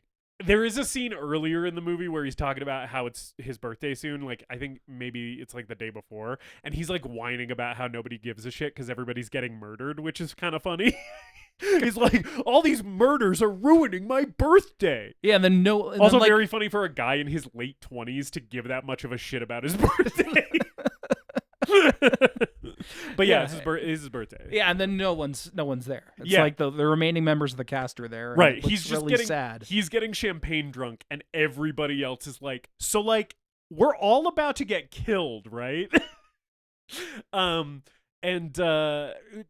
do wonder, because it's revealed that Roman is Ghostface, but he's also playing really drunk in this scene. Is he like drinking alcohol-free champagne, or is Ghostface just shit hammered for the No, third act I of this think movie? I mean he's a big guy. I think he's got a pretty big tolerance. Yeah. Okay. Yeah. I can see that. He does decide to like split the group off by being like, oh yeah, I know he's got this like rumored screening room hidden somewhere in the house where, you know, he had his parties back in the day, and like everything went crazy. So everyone splits off to go look for them. Yeah, him and Parker Posey go looking for the screening room in one spot. And then the other two actors, whose names I don't remember and don't matter. Yeah. But they go off, and then like Dewey and Gail have gotten there. And they got a call from Sydney saying that she was coming to the mansion. But it turns out it was Ghostface with a voice changer. So they're like, we're going to stay here and wait for Sydney, right? This is when we get very, like, a lot of Scooby-Doo This is really Scooby-Doo. Because it's just people wandering around this fucking mansion and for there's, no like, reason. secret passageways and shit. It's pretty ridiculous. Yeah. It's crazy that it's like, yeah, like a fucking 18th century, like, pull the book on the bookcase and, like, fucking, like, full young Frankenstein. And it's like, okay, but this is like the Hollywood Hills. Like, this house has to be, like, what, like 100 years at oldest? I was wondering why is Sydney looking for a secret room in this? Does she know, like... Is there any... I don't remember anything setting that up. I think it's just because she like runs into the bookcase and it sounds hollow. I think it's like that. I think it's that simple. Oh, and okay. She's just and like, clearly secret passageway. Yeah. Okay. Yeah. Okay. But yeah, so like Roman like goes down into the creepy basement with like the flickering light. This is another kind of moment that I think is like, yeah, this is like pretty successfully tense. And yeah, so then like that shit's going on. Then like Dewey and Gail find the Ghostface costume in the closet with the voice changer. Mm-hmm. So they're like, oh shit, like Ghostface is here. And like the voice changer thing means maybe Sydney didn't call us because he has all our voices. And then they like go to look for all the actors. And they find Gail finds Roman stabbed in the casket. Yeah, at some point in here, Ghostface shows up and we start confronting Ghostface and fighting him. Yeah. You know, the rest of the cast gets killed. I like the guy that Ghostface just throws out a window and you just hear a thud. Yeah. And then later you see his body lying on the stone, you know, on the concrete next to the pool. Yes. He's like the one non-knife kill in this entire movie. Like he does get stabbed in the like gut at one point. But then, like, the actual killing blow is him falling out of this window, or getting shoved out this window, which is like, this movie doesn't have a lot of variety in its kills, which is like kind of. Well, I mean, a house does blow up. A house does blow up. That guy gets blown up. Yeah. But in like the first one, like, there's the garage door kill and shit, and then like in this one, it's like, yeah, pretty much people just get knifed. Yeah. You know. Yeah. I mean, this one we did say this one had the violence toned down because of Columbine, but yeah, you do forget how gory that first one is, and I kind of wish the rest of them were gory. Yeah, like too. the first kill in the entire franchise is like a guy's intestines get ripped out. And it's like from there, it feels like a lot of the time it gets a little tamer. That's one of the things I appreciate about 5 and 6 is that 5 and 6 actually feel like they amp up the violence. Yeah, I don't think they ever quite get as gory as the first one though, but they do feel like a slight. if I remember correctly, they feel like a slightly gorier. I just remember in 6, so many people get stabbed in the head. which feels very like new and fresh for Scream. Mostly people are getting stabbed in the back, in the stomach, in Scream, but it's like, no, in Scream 6, it's like so many knives are going into skulls in that movie in a way that I really appreciate. But yeah, I also like when Ghostface shows back up before he throws the guy out the window. He shows up when they're all together. They come back together after splitting up, and they're like, okay, well now that we're all together, we should be safe. And that's like when Ghostface pops out, and I think maybe that's where he socks David Arquette in the face, and then it's just Ghostface versus like 5 other people at once for a little bit, which is kind of funny. I like when he throws the knife at David Arquette and he gets hit in the head with the handle. Yeah. Just another moment in this franchise where Dewey just very narrowly avoids death. He gets almost killed in like every single one of these movies. Well, like I was really surprised that Gail lasted as long as she did in this franchise, and like she's still alive, so she's gonna be in 7. Yep. But I'm like, I was really expecting them to kill off Gil Weathers at some point. Can't kill off Courteney Cox. She's one of the anchors of this franchise, man. You gotta have her in here doing her like slightly annoying but also very endearing thing. Well, I think that's every character that she plays. Yeah, that's the push-pull with Courteney Cox. Is it's like, wow, like this is almost grating, but then the charm just kind of like pulls it back from the edge. And she ain't hard to look at, I'll tell you that. She looks great. Even with the bangs. I know the bangs are oft derided. People say that her bangs in this movie is one of the worst hair decisions in any movie. I have a wife with baby bangs, so I am a little bit obligated to be pro bangs. But also I think she's kind of pulling them off. She's got kind of like a Lydia Dietz thing going on in this one. And I'm like, I don't know. I think she looks great. Yeah. I was thinking about Neve Campbell. I think my preferred versions of Neve Campbell are young Neve Campbell in Scream 1 and then like current Neve Campbell. That's right. In 5.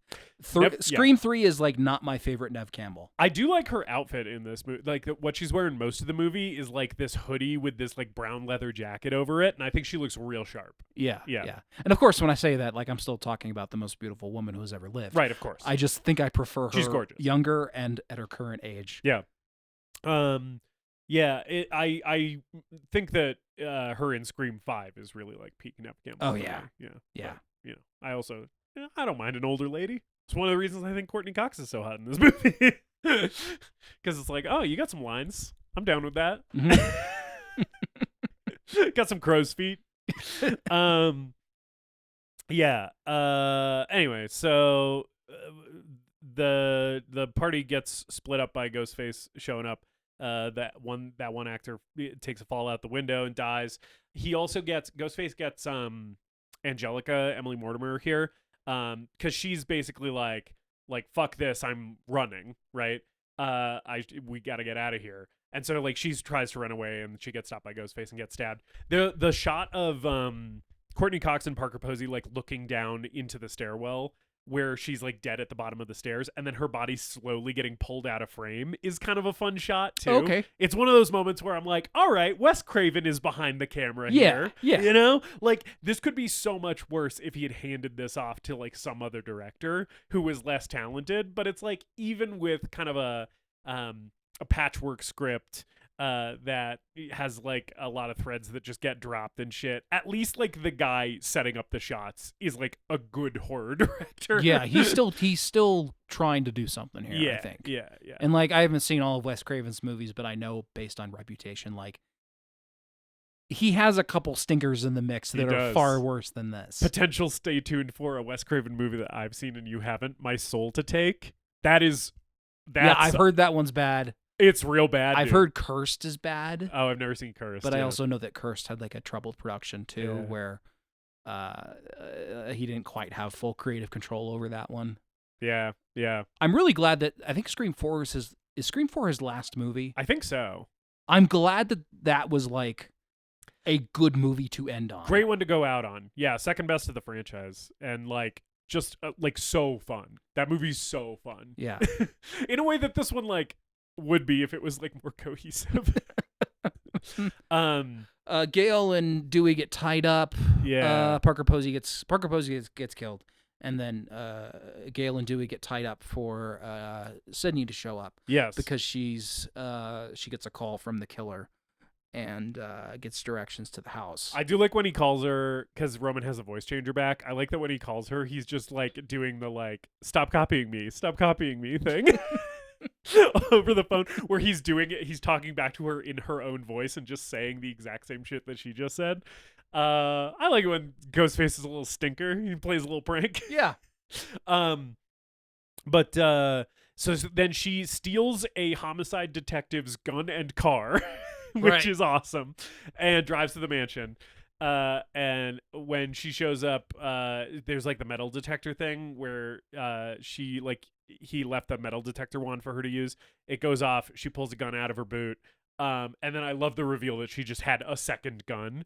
And like after she found the first gun and chucked it into the pool, he like doesn't make her finish doing the metal detecting thing, because he's like, oh yeah, like I found the gun already, and she's like, no, second gun.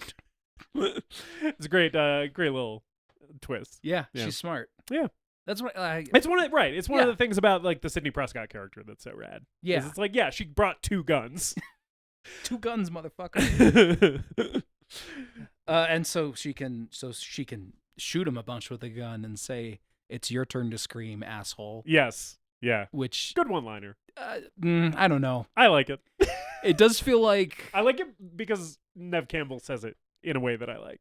It does feel like the movie intentionally doing a title drop. Yeah. It's also the third in a series of self-referential slasher movies. Right. I don't know if they've done that. I don't know if they've done that in the other movies. No, I don't think so. No. In the first movie, Matthew Lillard goes, "It's a Scream, baby." Oh, okay. Yeah. Okay. Yeah. I don't know if anyone says Scream in Scream 2. In a way that's like... It'd be funny if in Scream 7, if they had like Melissa Barrera like turn to the camera and just say Scream 7 at some point. Well, she's not in that one. Oh, you're right. She got fired for for supporting pro-Palestine. Fuck off Paramount Pictures. Scream 7 seems like it's going to be a mess. Yeah, it might be the first bad one. Like I probably won't be seeing it in theaters. It sucks that Melissa Barrera got fired over being pro-Palestine, and then now fucking Jennifer Lawrence was like can be openly pro-Palestine without any sort of repercussions. Right. Not that like she should, but it's like no, it should have always been. Yes, it should always be okay to oppose genocide. Yeah. Yeah. But like, so Marissa Barrera isn't going to be in it. Jenna Ortega isn't going to be in it. Right. They're bringing... And Jenna Ortega voluntarily dropped out because they fired Melissa Barrera, right? It seems like it could have been that. It also could have been like conflicts with Wednesday. Okay. Neve Campbell's back because... Right, they got Neve back. Because she wouldn't be in 6 because they wouldn't pay her, but Neve's back. Right. Kevin Williamson is directing because the directors of the other... of Scream 5 and 6... Yeah. And I don't know left after Melissa Barrera left. And I don't know how Kevin Williamson is going to be as a director. If he's writing it too, that gives me a little bit of hope. I think he's writing it, but it's his second film that he's directed. Yeah. So there's that, and then like there's the casting announcements of like they're going to bring back Matthew Lillard, and they're going to bring back David Arquette. Which I wonder like what's the I don't know what it's all going to add up to. Yeah. It seems less like a movie made with like the meta commentary in mind, right? And more just like a movie that's going to fail because of studio tampering, and studio bullshit, which will be a shame if it happens. Like they are just kind of scrambling to figure out like what can we do with the 7th movie. Yeah. I don't know. It might be the first bad one. Might be the first bad one. I don't know. Which sucks because like it came out of Scream 6 being like I would love to see more of these. Yeah. And then I'm just not really looking forward to whatever they have next. Yeah. Scream 6, I think, second worst of the franchise in my opinion. I think probably 3 is the worst. I would say Scream 6 is probably the second worst. And even that one, I felt the same way afterwards, which is like, can't wait for the next one. Yeah. The other thing is I think 6th has the second weakest meta commentary element. I agree with that, yeah. Because it's like in 5, we're doing the whole reboot cool thing, which feels very like, it feels very like fresh because there's so much of that happening at the time and even now. And well executed in that one. Yes, yeah. And then it's like now we're in the sequel to the reboot, which doesn't really have its tropes as well defined. So again, just like the third in a trilogy, we're sort of being like, is this what that means? Right. Do we do this now? I don't know, because not that many slasher trilogies exist, you know, like, and again, like not that many like sequels to horror rebootquels exist, so there's like less to lean on, you know. Yeah. There's not that many slasher trilogies. Most that have 3 then have a 4. Right. Yeah. Because I mean, like, slasher movies famously always try to like have a definitive final installment, and then they end up doing another one. Right. What we really the need final to chapter do, and then the new beginning, as it were. Right. If Scream had any like consistency and like commitment to this premise, Scream 10 would be in space. Oh man, that would be fucking hilarious. Yeah. That would be rad as fuck. Scream X. Yeah. And at some point, like, they would have to do a crossover too. Yeah, they would need to do a crossover. Yeah. Scream versus I don't fucking know. Leprechaun. Yeah.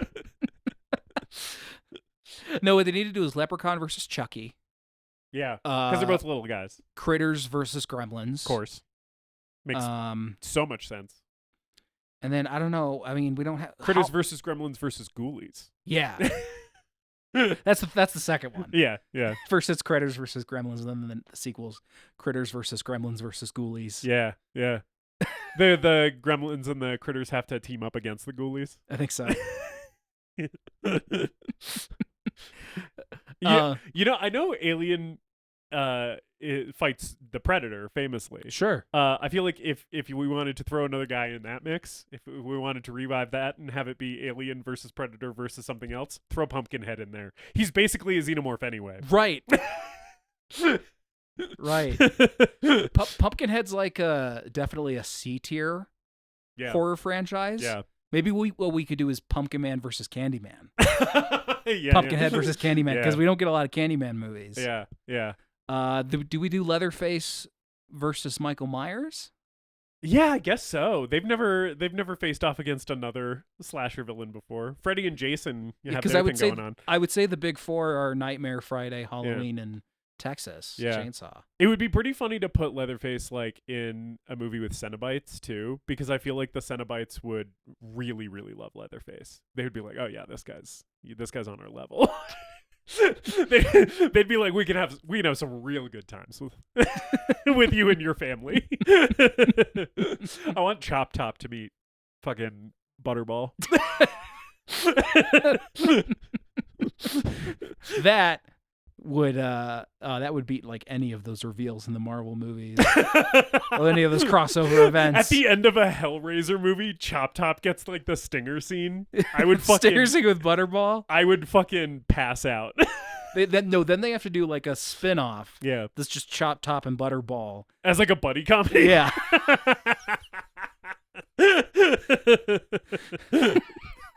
Oh yeah, Bill Moseley. Bill Moseley would do it. Bill Moseley, put a Kickstarter up, and I will. I will contribute, my man.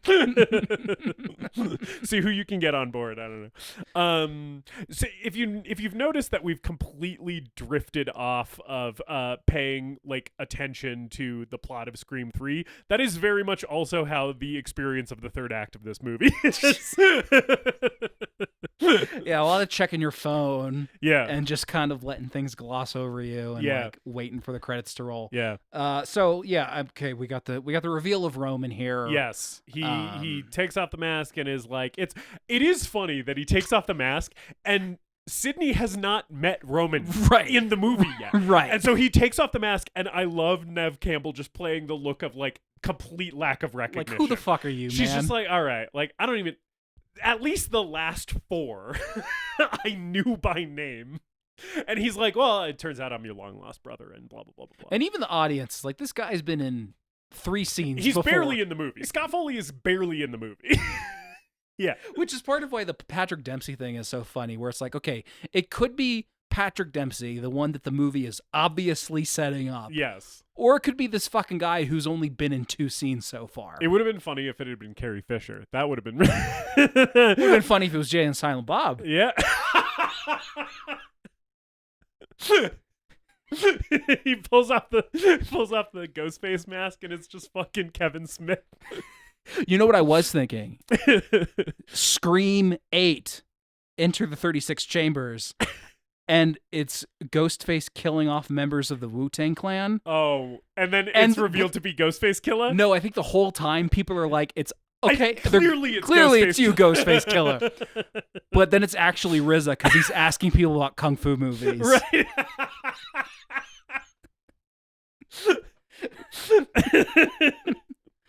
I think you just came up with an all-timer SNL sketch. Have you seen Legend of Drunken Master? Yeah. I love that. I don't have any yes and ready for the bit. I just love it.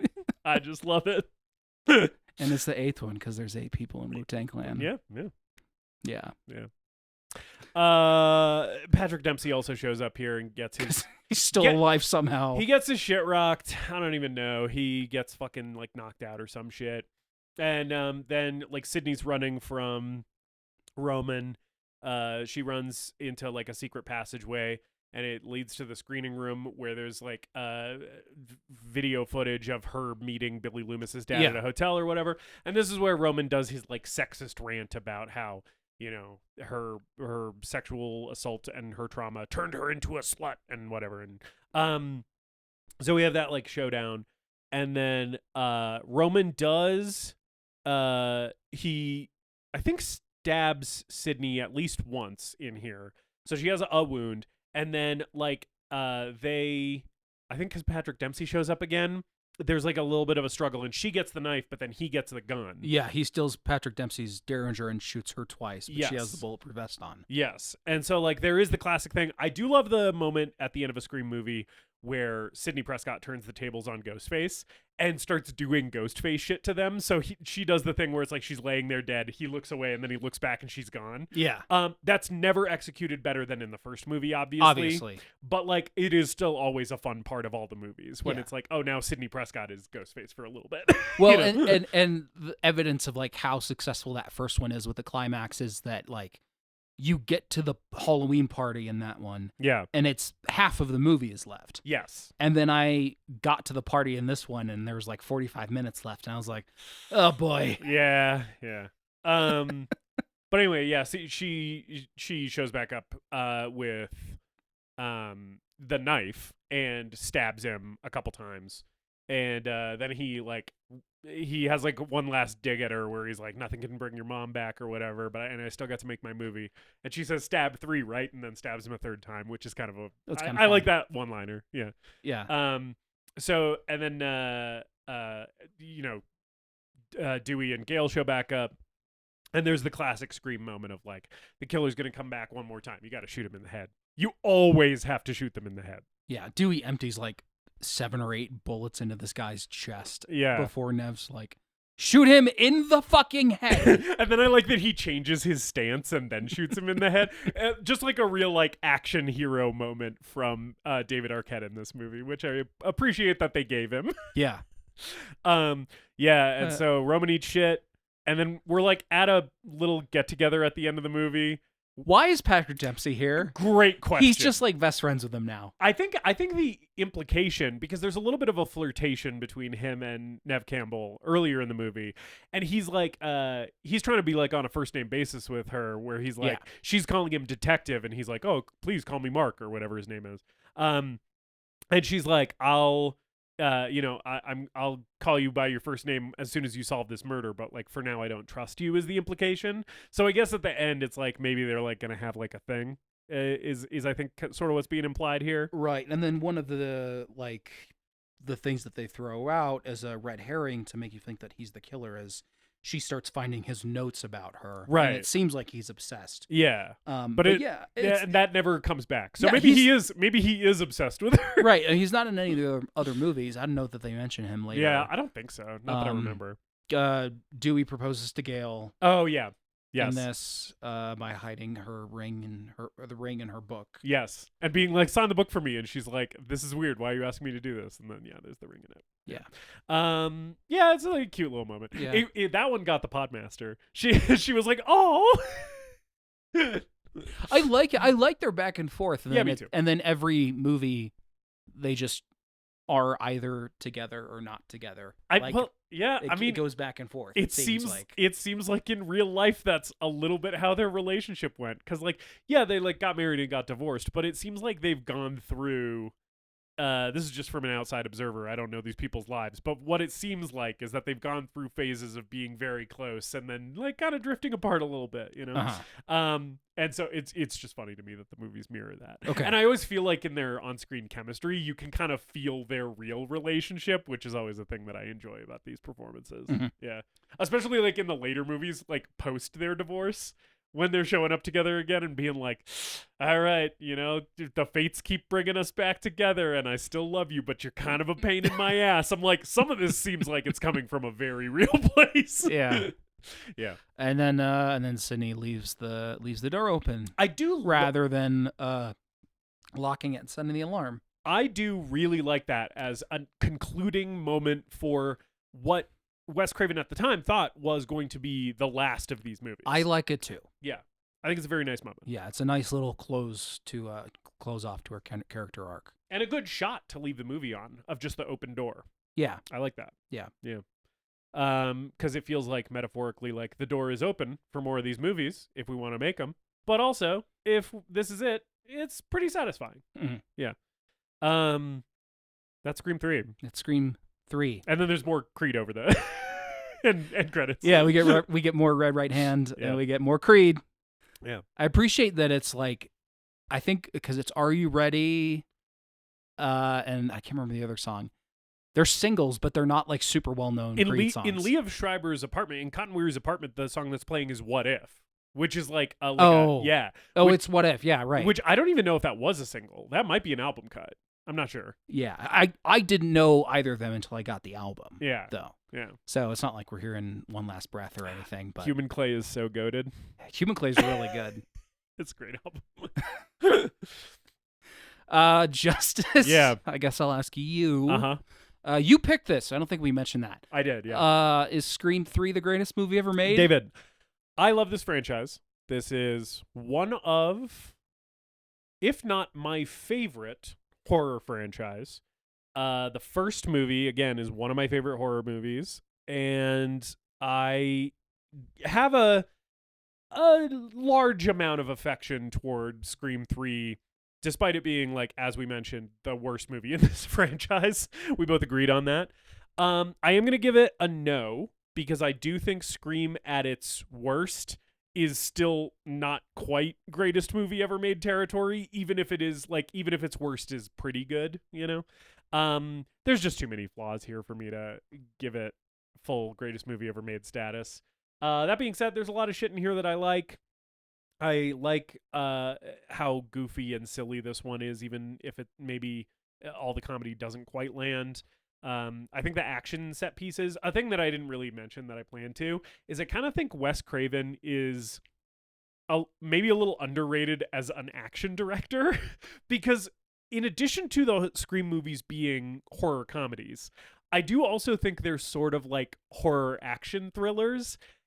Because like I said before, so much more combat happens in Scream than in other slasher movies, and there's a vehicle chase at the beginning of this movie. There's explosions, and that's not just isolated to this movie. Throughout the entire franchise, you get a little bit more of the action sensibility, right? Then you get in something like a Halloween. They aren't kills so much as they are fights. Yes, a lot of the time, right? And I think that's a thing that I admire a lot about these movies. And I think the third one has some of the best action in a Scream movie. But the thematic stuff, while some of it is compelling, a lot of it feels kind of half-baked. The script is a huge mess. It totally does not all work for me. This is like a real mixed bag. So no, but I had a fun time with it. It was nice to go back to it, and I never have a bad time watching a Scream movie yet. David, is Scream 3 the greatest movie ever made? No. Yeah. That's a pretty solid no for me, buddy. Not that I dislike this movie. This is, like you said, this is a great franchise. I don't dislike a single movie in it. I think the first film is great. A masterpiece by other people's standards that I'm not going to argue with. I think just for me personally, I haven't seen it enough or had the nostalgic attachment to it to feel that way about it. But the first one is legitimately a great film. And then all the others are varying degrees of good, but nowhere near as good as the first one. Yep. And this one feels like the series at its most tired, its messiest, and it playing things safe to the point of kind of just being boring. But there's fun stuff here. There's moments where this movie is quite clever. I also think there's a lot of moments where the meta commentary doesn't feel like it doesn't feel like it's making up for the shortcomings of the script. Yeah. And it's a long 2 hours, unfortunately. Yeah. It's a bit of a drag to get through. But you could do a lot worse. Yeah. You could do a lot worse. And thankfully I think 4, 5, and 6 are much better than this. So yeah.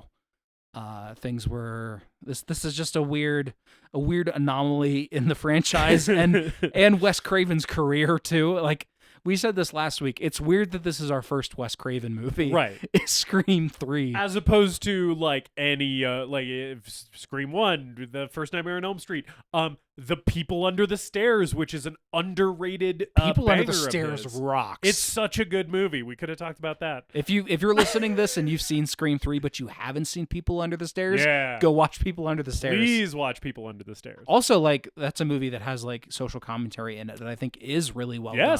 Yes. As opposed to this one that kind of like half does the the Hollywood commentary and the commentary on predatory Hollywood producers. Yeah. And just kind of bungles it. Like People Under the Stairs does a really good job with the commentary. Yeah. People Under the Stairs would be a great double feature with the original Candyman. Oh yeah. Yeah. That's a good point. Yeah. So no. Yeah. Not a bad movie, but a pretty clear choice is like the low point of the Scream franchise. Yeah. Next week, David, the Halloween Horror-thon 3 Season of the Witch keeps rolling on. What threequel are we talking about next week? Funny that we mentioned Wes Craven because we're talking about the third entry in the other big Wes Craven helmed series. Yes. But one that he did not direct. We're talking about Nightmare on Elm Street 3, Dream Warriors, with our returning guest, Tony Machete. He's coming back for the third consecutive horror-thon. So join us next week as we welcome you to Primetime Bitch. And it's going to be so much fun to talk to Tony about that movie. It's going to be fun to watch that movie again. Yeah. Yeah. I love that movie. I know you do. We'll see how I feel about it this next time. Yeah. Last time I watched it was a little tepid on it. I liked it more than I didn't like it. But yeah, it'll be interesting to see what a second viewing does for me. Yeah. In the meantime, spread the word about the show. What's your favorite movie podcast? If it's ours, leave us a review wherever you listen. Support us on Instagram and TikTok. And continue to just do everything that you do. We love you. You're beautiful. Be kind to another person. I always say that. It's important. I just want the world to be a kinder place. I think that is very admirable, and I agree. I think the world should be a kinder place. Yes. Thank you to ET for our research and social media. And thanks for supporting the show, as always. We love you guys so much. We'll see you next week with Nightmare on Elm Street 3, Dream Warrior. warriors. We're going to be doing that a lot. As always, in the meantime, whatever we say at the end, I don't know. Later, dipshits. It's almost time, kids. The clock is ticking. Be in front of your TV sets for the horror-thon. We hope you enjoyed this episode of The Greatest Movie Ever Made. Please remember to leave us a rating and a review, and to subscribe to the show wherever you listen. We appreciate you supporting the show and spreading the word. Tell your friends to listen, tell your enemies to listen, tell your mom to listen. If your neighbor has an unsecured Bluetooth speaker, connect to it and play an episode. You can follow us on social media at TGMEM_podcast, and if you've got a movie that you want us to talk about, send us an email at thegreatestmoviepodcast@gmail.com. Okay, that's all for now. We hope you beautiful people all come back next week for another episode.